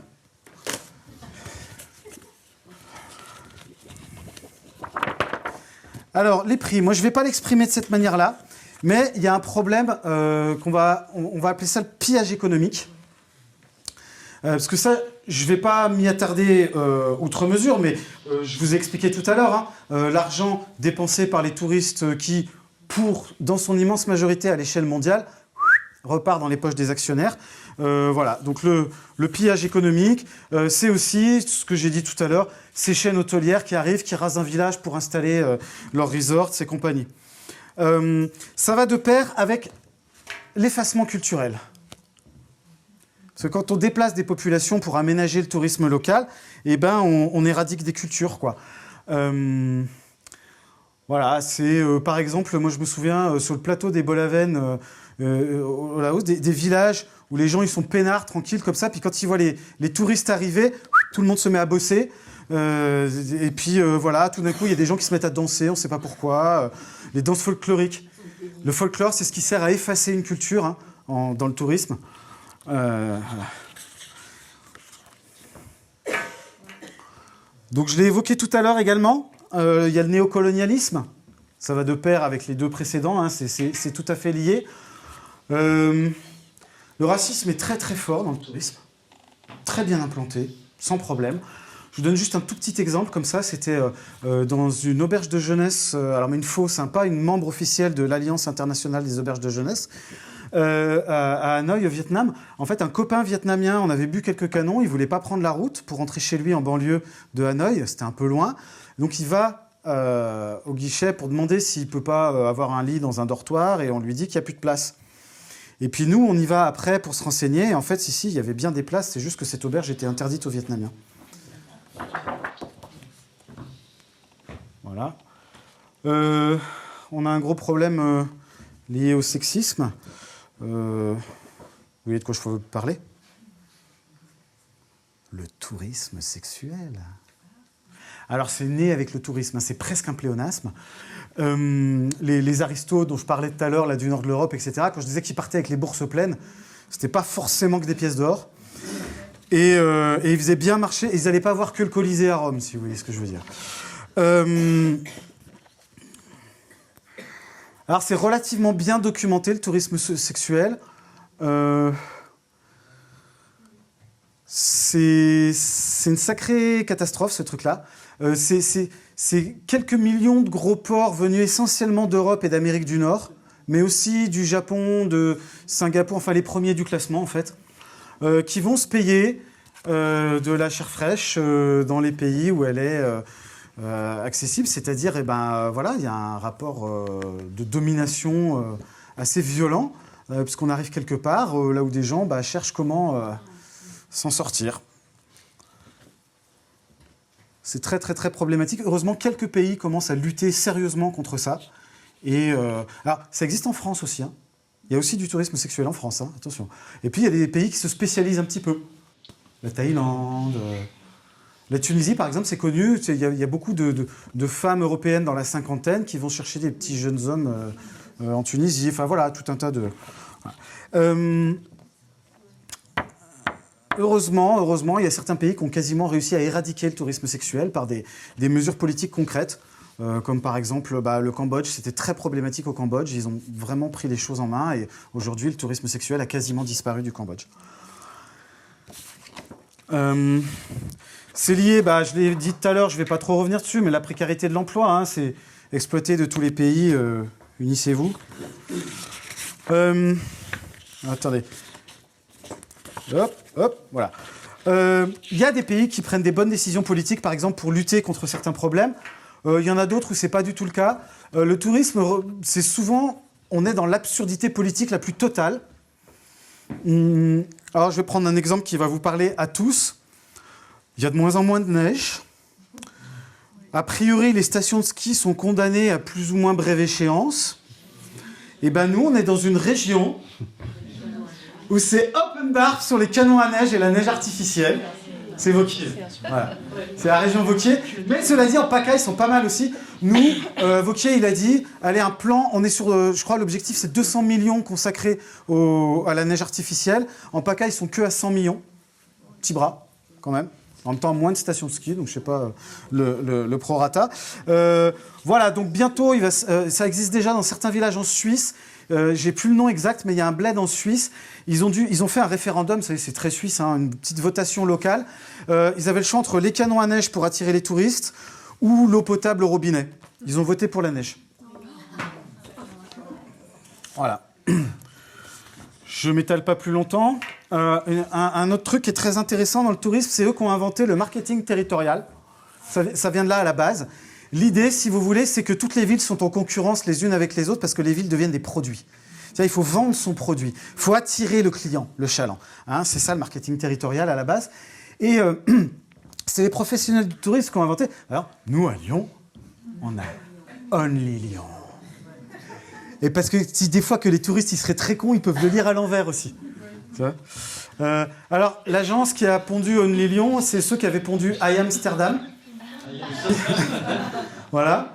Ce qui a fait venir beaucoup plus de monde à Amsterdam. Et aujourd'hui, la municipalité d'Amsterdam, en fait, elle fait des campagnes de pub en Angleterre pour dire aux jeunes Anglais, arrêtez de venir vous défoncer la gueule chez nous.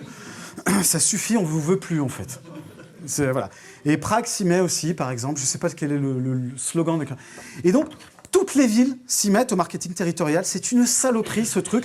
Juste, en fait, je vais juste poser une question. Si la ville est un produit, les habitants de la ville, c'est quoi ? Voilà. Alors, si vous voulez la réponse, il y a une super conférence gesticulée sur le marketing territorial. C'est Claire Offert qui l'a fait. Ça s'appelle « On va quand même pas leur donner les clés de la voiture », c'est ça, hein ? Ouais, c'est ça, merci. Il y en a un. Ouais. Voilà, on continue dans les bêtises absolues. Je vais faire celle-ci, tiens. J'ai cité les guides de voyage tout à l'heure.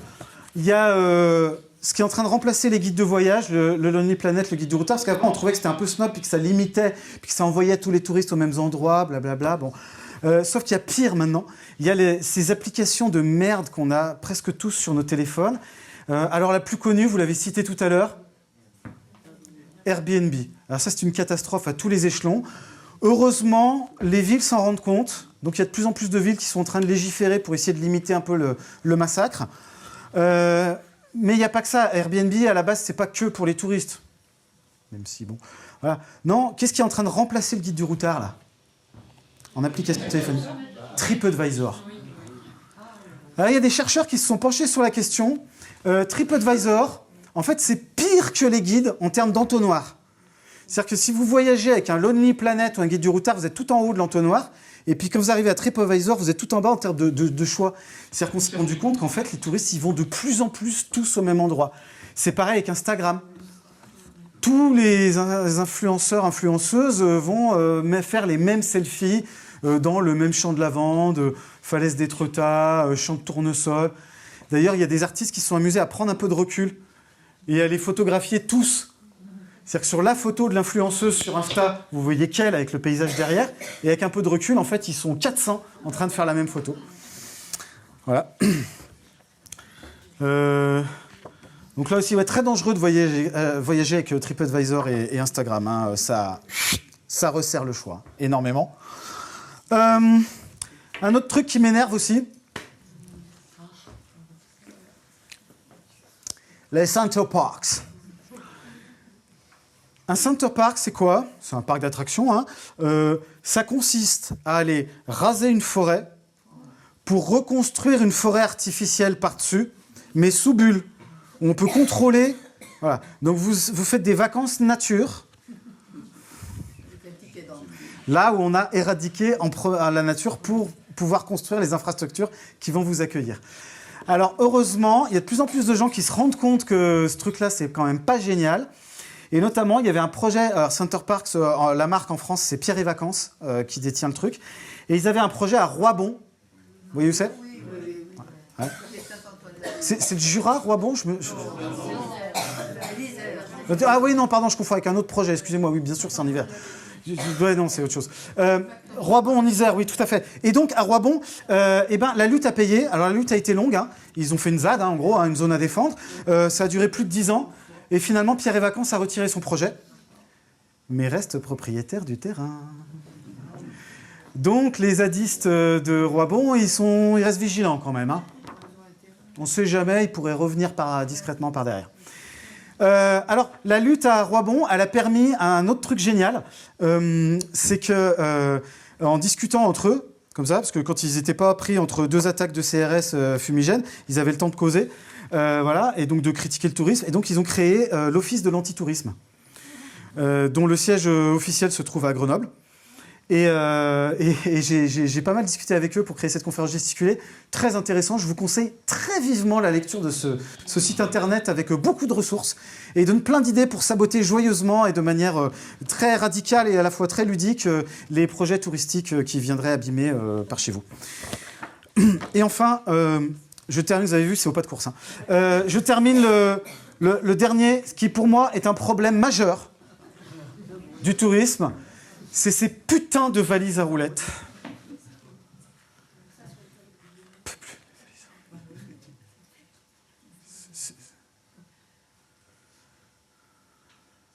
C'est insupportable. Le bruit, quoi. Alors, au-delà de la blague, vous savez qu'il y a des communes, comme les gens se plaignaient du bruit, des gens qui arrivaient au milieu de la nuit dans leur Airbnb, des valises à roulettes, là, et ben, du coup, ils ont enlevé les bons vieux pavés pour mettre un bon béton bien lisse, pour pas que ça fasse de bruit. Non mais, absurdité politique, machin, tout ça. Il m'en manque un, il n'y en a pas 10. Il me manque le plus gros, en fait. Je vais vous le laisser citer. Bah ouais. Ouais. Le problème environnemental. La destruction du vivant. Tout à l'heure, tu as cité La plage comme film de référence. Dans ce film, une bande de jeunes touristes occidentaux va passer un moment paradisiaque au début, beaucoup moins à la fin du film. Ça se termine mal, hein, ils meurent tous, tout ça, c'est un carnage. Enfin bon. Mais au début, c'est une super magnifique plage idyllique. Et donc, dans le film, on voit ça, ça fait rêver, quoi. On a envie d'y aller sur la plage. Et donc, il y a des millions de gens qui ont voulu aller à la plage du film. Donc, les entrepreneurs locaux, vite, ils ont affrété des bateaux, parce que c'est sur une île en Thaïlande. Et donc, ils ont emmené le plus possible de gens, comme ça, pour se faire un maximum de fric. Tant et si bien qu'au bout d'un moment, sur la plage, un jour, il y a des biologistes qui sont arrivés, et en fait, ils se sont rendus compte qu'il n'y avait plus un gramme de vie.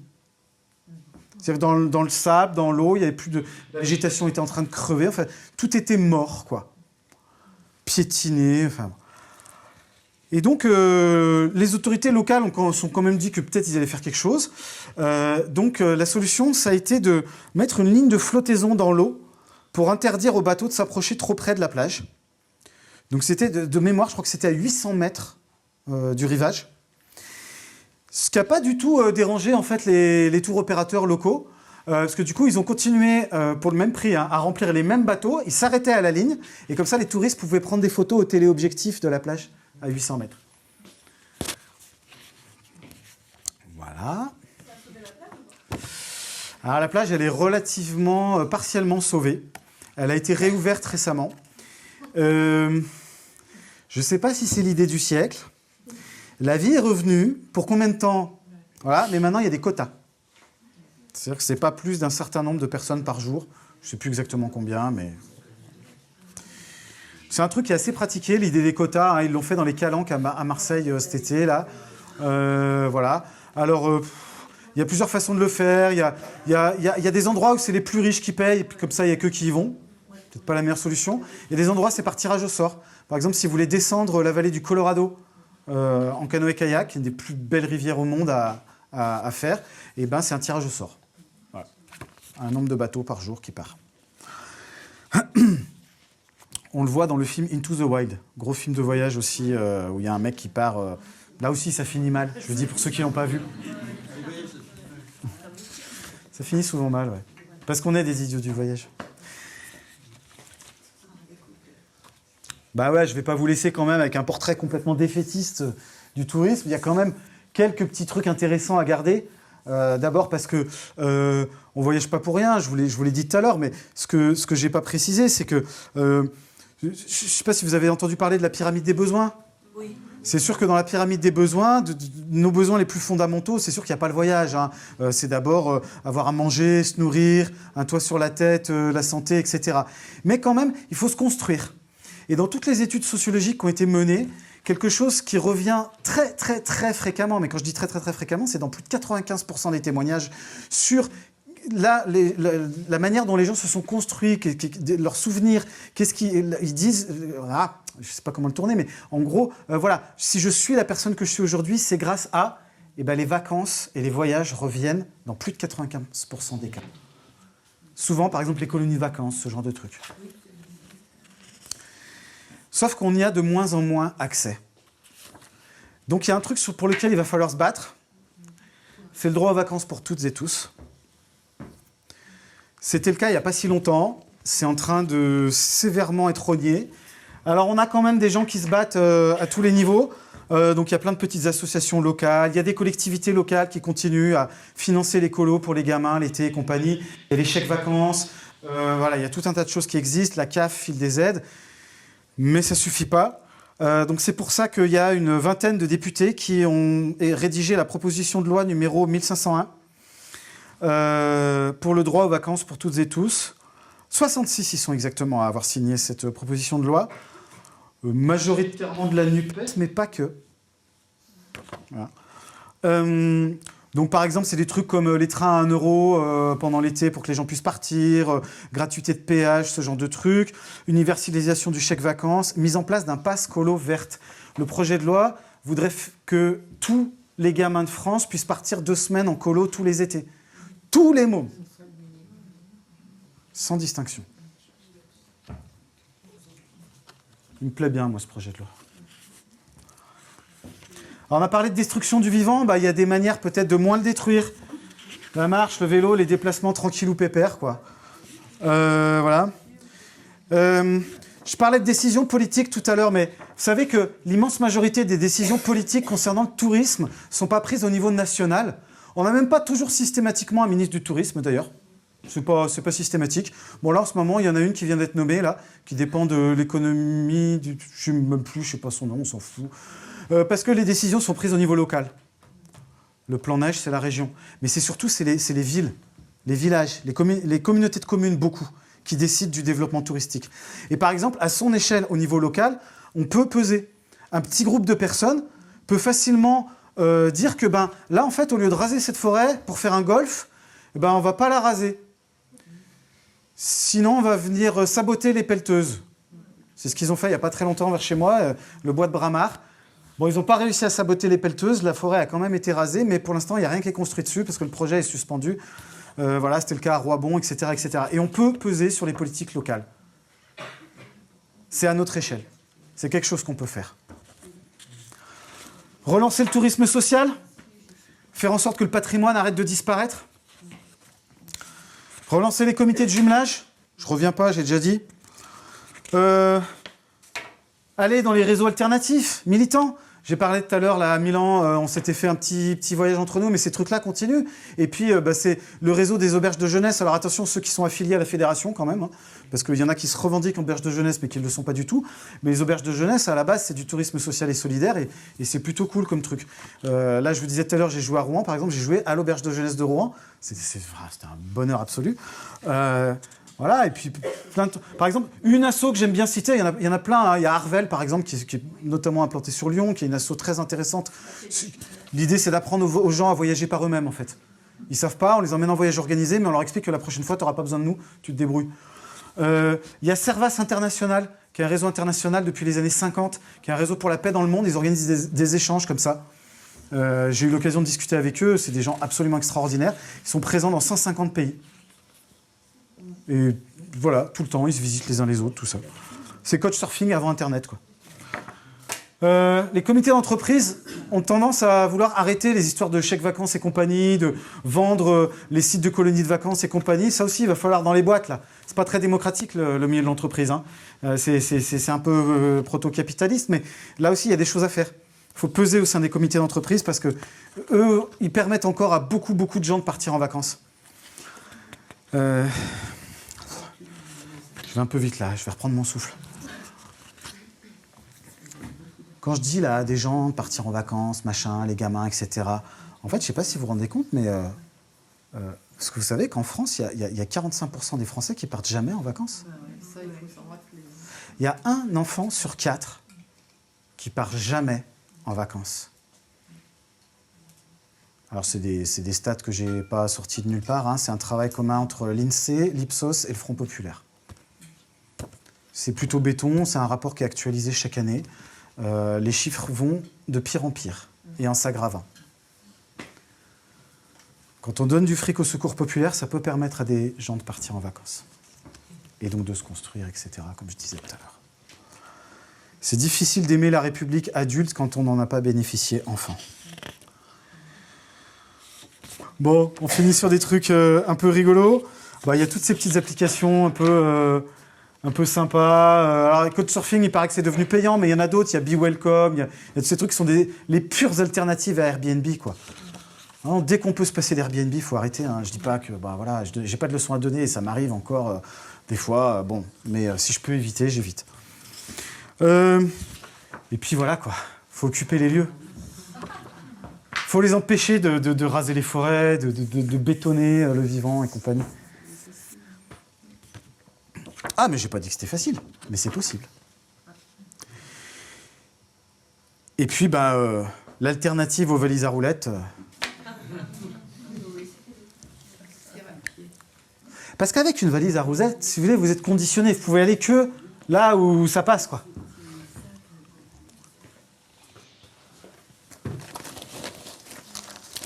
Alors qu'avec un sac à dos, on va partout.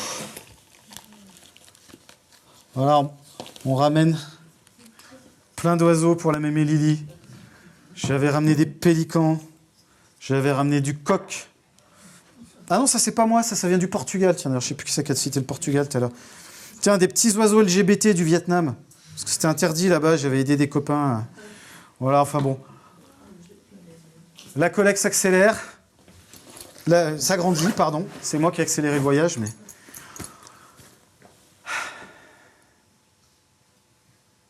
On va reprendre le temps un peu.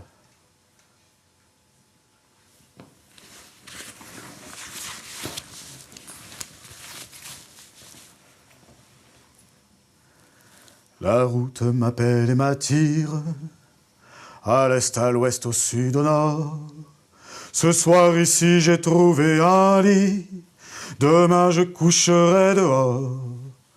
Beaucoup de routes m'amènent vers vous, mais ma route m'éloigne toujours. Et j'ajoute des lieux et des lieux, aux lieux qui me séparent de vous. Oh bien sûr, j'ai souvent faim et froid, j'ai envie de m'arrêter parfois, mais ma route m'entraîne toujours. Envie de concrétiser un symbole, de posséder l'unique beauté que l'on nomme liberté.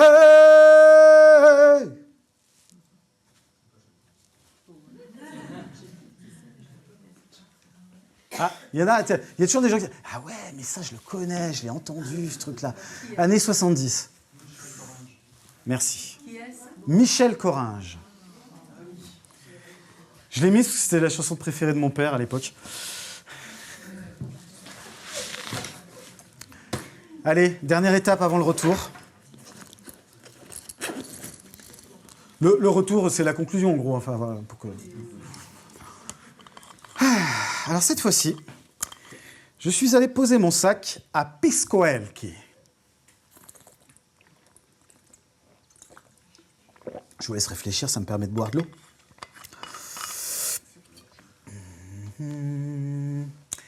Alors ça se trouve dans la vallée d'Elchi, comme son nom l'indique, et c'est la capitale mondiale de la production de pisco.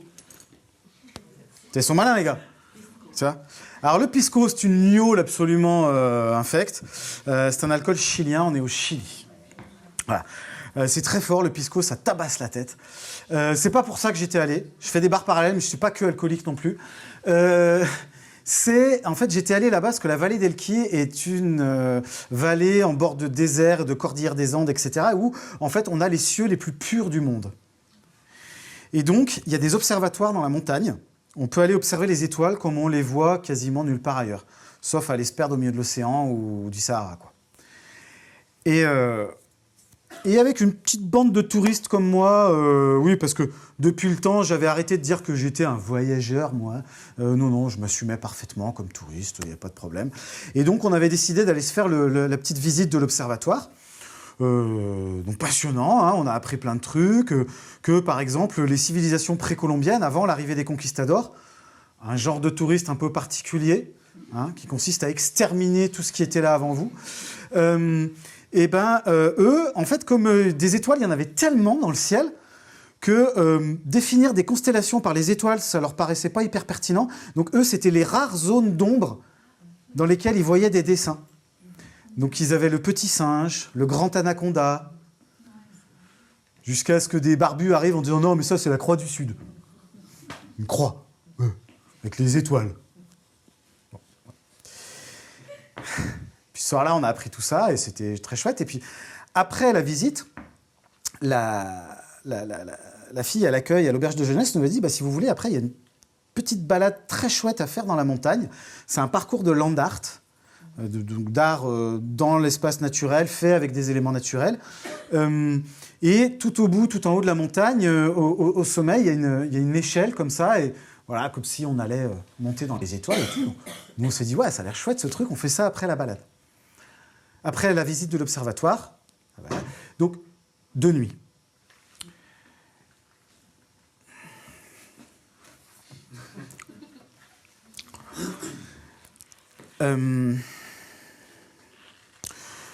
Donc on s'est perdu. Voilà, on n'a jamais trouvé l'échelle. On a bien cherché, toute la nuit. Comme on était très très très malin, alors oui, on avait de la lumière avec nos téléphones portables, mais c'est un peu limité comme truc, hein, la batterie, c'est pas très puissant et tout. Donc trouver les chemins là-dedans un peu compliqué. Et puis on a vraiment crapahuté. Enfin voilà, on n'avait plus de repères lumineux, plus rien. Enfin bon voilà, paumé de chez paumé. On était suffisamment malin aussi pour ne pas avoir pris d'eau avec nous. Voilà. Alors il y avait le génie de la bande qui avait bien pensé à prendre 2 bouteilles de pisco. Ce qui nous a vachement aidé à retrouver notre chemin, si vous voyez ce que je veux dire. Et donc c'est un paysan au petit matin qui nous a trouvés sur une piste, qui a bien voulu nous charger dans son pick-up pour nous amener au village. Puis on a pris le bus, parce qu'on était de l'autre côté de la montagne, si vous voulez. Donc on a pris le bus pour revenir à notre auberge. Donc la nana de l'auberge de jeunesse s'est bien foutue de notre gueule. Et elle en avait le droit. Voilà. Ah, on s'est perdu, ouais. Et puis en allant me coucher ce matin-là, ça m'a rappelé un truc. Ça m'a rappelé un truc que j'avais vécu quelques années auparavant.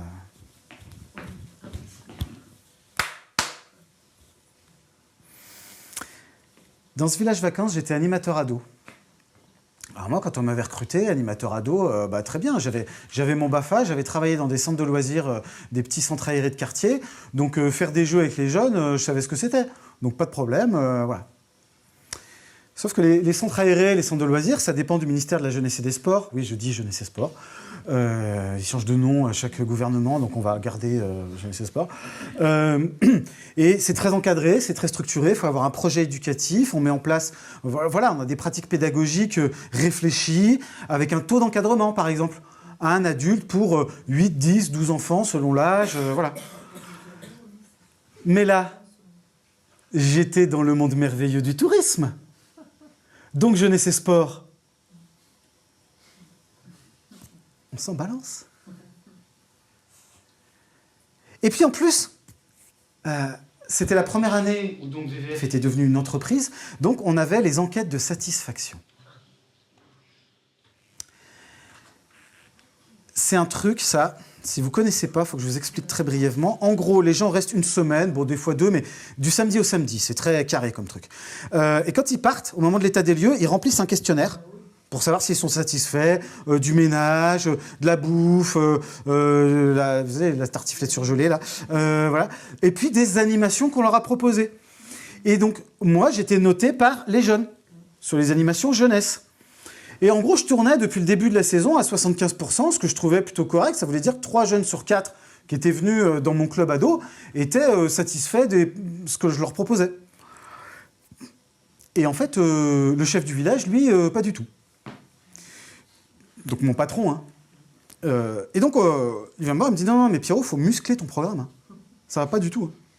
Hein. Non, il faut faire beaucoup plus que ça. Je veux que tu sois à plus de 80% minimum. Enfin... » Okay, donc j'ai musclé mon programme, donc je prends des idées un peu droite à gauche. Donc muscler mon programme, c'était arrêter les trucs trop pédagogiques, éducatifs, faire des karaokés sur écran géant, des tournois de PlayStation, voilà, des trucs comme ça.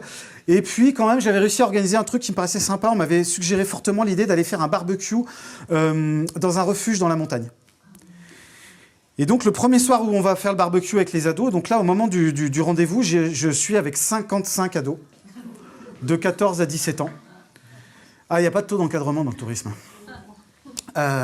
Et donc, je pars et j'ai 19 ans. D'accord ? Je suis animateur ado. C'est marrant. Est-ce qu'animateur ado, ça veut dire que... Enfin, bon. Et donc, j'ai 19 ans. Je pars. Je suis responsable de 55 mineurs que j'emmène dans la montagne pour faire un barbecue. Y allez ! Donc, super barbecue. Hein. Ah, c'était cool. On s'est bien éclaté. Et puis, il a fallu rentrer. Et au moment du départ, je m'aperçois qu'en fait, nous ne disposons en tout et pour tout que de 3 lampes de poche. J'ai oublié de leur dire de prendre des lampes de poche. Bon. Donc, je me prends celui qui m'avait l'air le plus futé de la bande. Je le mets devant avec une lampe de poche.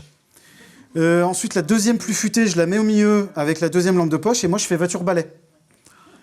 Oui, parce que c'est des ados, donc c'est pour éviter qu'il y en ait trop qui s'arrêtent faire des bisous dans les buissons, tout ça. Donc voilà, nous voilà partis. Et nous voilà très rapidement perdus. Mais perdus, quoi. Il n'y a plus de chemin, la panique totale. Alors quand même, on distingue les lumières de la station, parce que je vous ai dit, on est dans les Savoies. Voilà. Donc on distingue les lumières de la station, et sur le versant sur lequel on est, en haut, ça s'appelle le mont Bizane, et tout en haut, il y a une antenne avec un petit point lumineux. Donc en gros, j'ai 2 repères lumineux, et je sais que si je tape tout droit au milieu à travers les pistes de ski, on va finir par retrouver le VVF. Alors, je ne sais pas si vous voyez à quoi ressemblent les stations de ski l'été. C'est moche, hein. C'est pas beau. Mais surtout, c'est pas très praticable.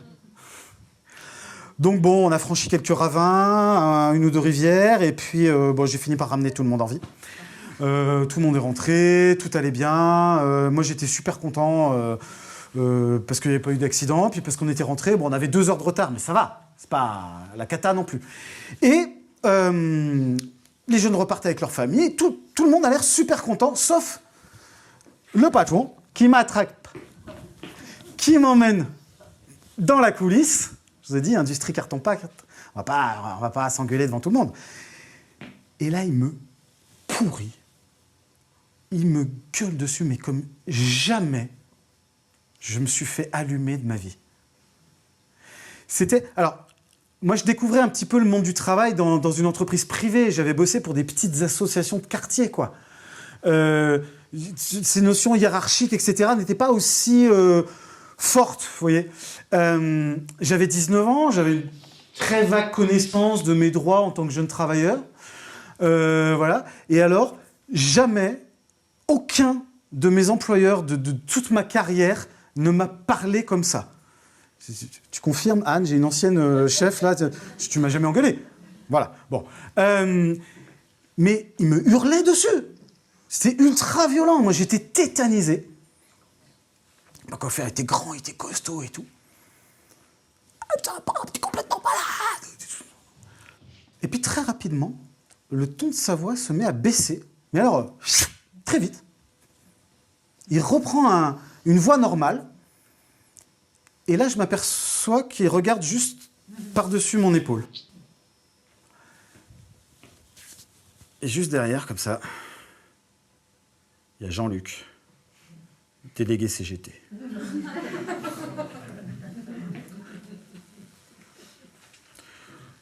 Tout d'un coup, la discussion est devenue beaucoup plus posée. Il y a un problème avec le gamin ? Ouais, mais tu comprends, il s'est perdu avec les jeunes, il était responsable. Ouais, mais c'est qui l'a laissé partir tout seul avec tous les jeunes là ? Bah c'est moi, mais quoi ? Mais il n'y a rien du tout. C'est ta responsabilité. Oh, putain, j'en revenais pas, moi. J'ai découvert ce soir-là la puissance du syndicalisme.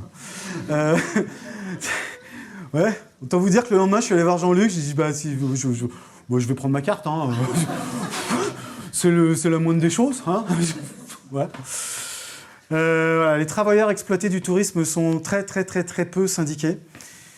Peut-être pour ça qu'ils sont exploités. Je sais pas, il y a peut-être un... On y réfléchira après, si vous voulez, autour d'une bière. Toujours est-il que ce samedi-là, au moment du retour des enquêtes de satisfaction, avec 98% de satisfaction nationale, devinez qui était premier de France ? Bravo, ouais. Mais pourquoi j'étais premier ? Qu'est-ce qui leur a plu ? On s'est perdu.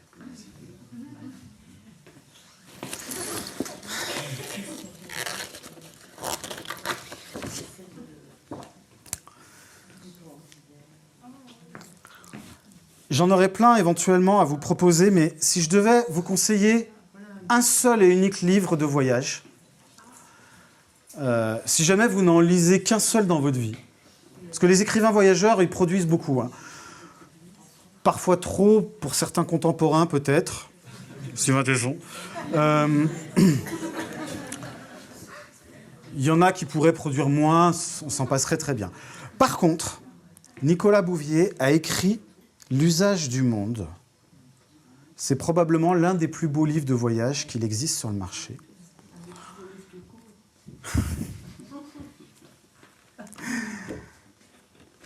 Plus beau livre tout court, a dit madame.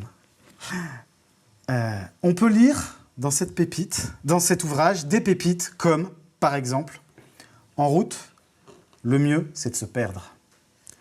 Lorsqu'on s'égare, les projets font place aux surprises, et c'est alors, mais alors seulement, que le voyage commence. Ça monte ? Ouais, ça monte.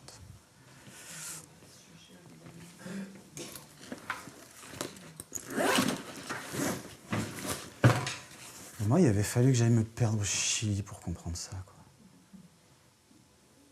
Bon, j'en ai bien profité, je vais pas me plaindre. J'en profite un peu moins maintenant, c'est sûr, mais place aux jeunes. Il en faut un peu pour tout le monde. Non, bah, j'ai plus qu'à rentrer, quoi.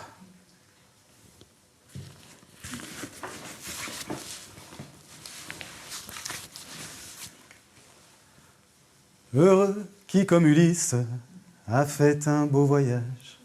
Heureux qui, comme Ulysse, a vu son paysage, et puis a retrouvé, après maintes traversées, le pays des vertes années. Par un petit matin d'été, quand le soleil vous chante au cœur, quelle est belle la liberté, la liberté. Quand on est mieux ici qu'ailleurs, quand un ami fait le bonheur, quelle est belle la liberté, la liberté. Vous l'avez ? Brassens. Interprète. Il n'a pas écrit cette chanson. C'est la musique d'un film avec Fernandel, qui raconte l'histoire d'un mec qui rentre chez lui, quoi, en gros. Alors, pour finir, boire un coup. Je vous libère bientôt, mais avant ça, je voudrais faire ce qu'on appelle un atterrissage. C'est bien dans une conférence gesticulée sur le voyage.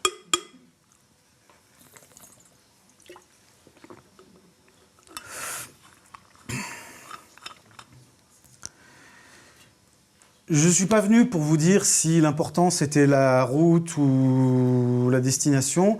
Et donc, je ne suis pas venu non plus pour vous dire si c'était bien ou pas d'aller voyager et d'être un touriste ou pas. Ma foi, si vous en avez envie, allez-y. Peut-être avec un peu d'humilité. Peut-être en évitant le néocolonialisme. Peut-être en étant attentif à où vous allez, qui vous rencontrez, de quelle manière, etc. Il y a tout un tas de petites vigilances que vous pourriez avoir. Mais même si vous ne voyagez pas, et personne ne vous en voudra, ce n'est pas une obligation finalement. Parce que l'aventure, elle est partout en fait. L'aventure, ça peut être monter un petit collectif local pour empêcher la construction d'un golf dans son village. L'aventure, ça peut être peser collectivement pour faire en sorte que les choses changent et puis à notre échelle, s'attaquer au capitalisme. S'attaquer au tourisme, c'est s'attaquer à l'enfant pervers du capitalisme. Il est pervers parce qu'il avance masqué derrière un décor de paillettes et de poudre aux yeux. C'est la planète disneylandisée. C'est contre ça qu'il faut lutter. Le problème, ce n'est pas les touristes en eux-mêmes. Le problème, c'est cette industrie qui les exploite. Hein. Ils en sont les premières victimes.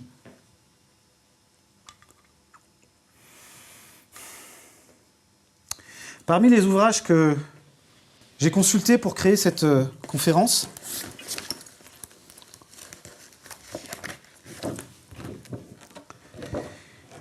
il y a le travail de Rodolphe Christin. Rodolphe Christin, ces 15 dernières années, s'est beaucoup intéressé à la question du tourisme et du voyage. Il a écrit, par exemple, le guide de l'antitourisme, le manifeste de je ne sais plus trop quoi. Et puis, son dernier livre est sorti pendant le confinement. Pendant le premier confinement. Quand on avait 1 heure de promenade autorisée par jour. À 1 kilomètre de la maison. Ma gamine avait 2 ans et demi. Alors on a eu beaucoup de chance parce que nous, on a été confinés à la campagne. C'est sûr que quand j'avais des copains lyonnais au téléphone, c'était pas la même ratatouille. C'était un peu l'enfer pour eux. Mais nous, ça allait. Et surtout, il y avait ce petit moment dans la journée, notre petite heure de promenade autorisée. Et tous les matins, avant de partir, elle avait vite compris, la gamine. Et elle me disait « Hé, papa, on va faire l'aventure !» Et avec un enfant de 2 ans et demi, en 1 heure, vous ne faites pas tellement plus qu'1 kilomètre. Donc ça nous allait bien. Et c'était l'aventure, tous les jours.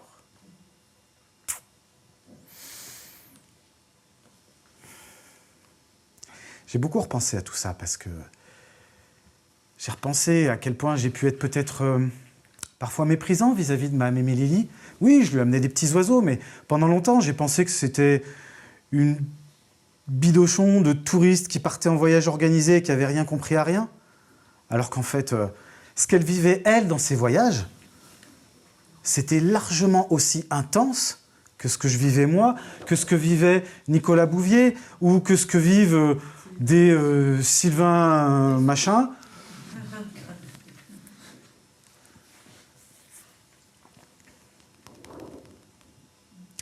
Donc sur la fin de sa vie, j'en ai parlé un petit peu de ça avec elle. Elle s'en souvenait de ses voyages. On a gardé ses carnets. Le grand-père, il écrivait avec elle. J'ai retrouvé des pépites là-dedans. J'ai retrouvé des passages hyper émouvants, largement dignes de figurer dans un de ces bouquins qu'on trouve dans les bibliothèques et les librairies au rayon écrivain voyageur.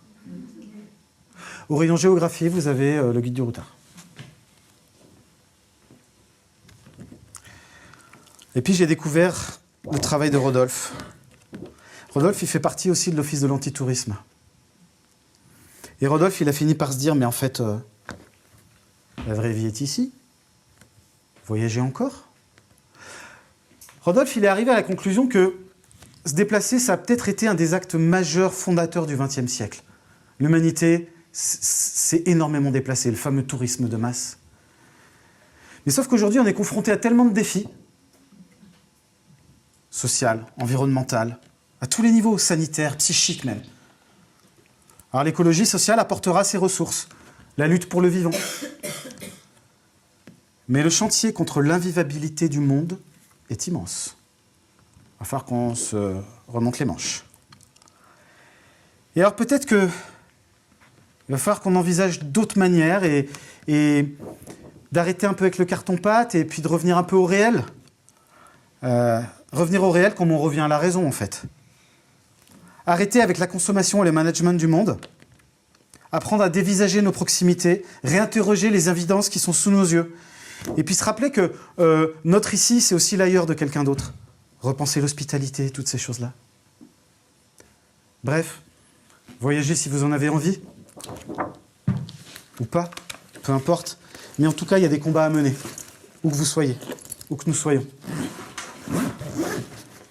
Mais Lily n'est plus là. On a toujours la collection. On a toujours les petits oiseaux. Ça reste, ça.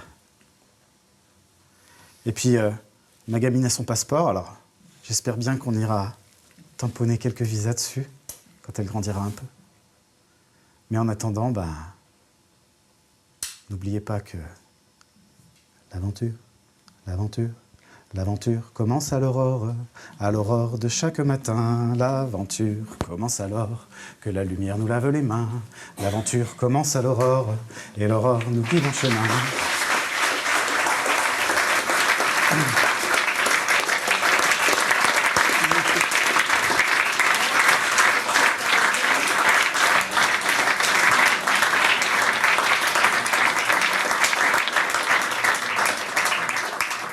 Merci beaucoup à la MJC du Vieux-Lyon pour cet accueil, revenir sur cette scène 12 ans après. Ouais. Donc merci à Eric, le directeur, merci à Laurette qui est à la régie, merci à Thomas qui a capté en vidéo ce soir cette conférence.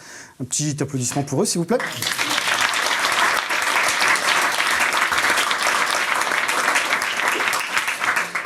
Et juste avant de se retrouver au bar pour discuter, simplement vous dire que voilà, moi je suis pas comédien professionnel, c'est pas un spectacle que vous avez vu ce soir. Je suis passé par une formation, j'ai appris. Une conférence gesticulée, on peut tous en faire une.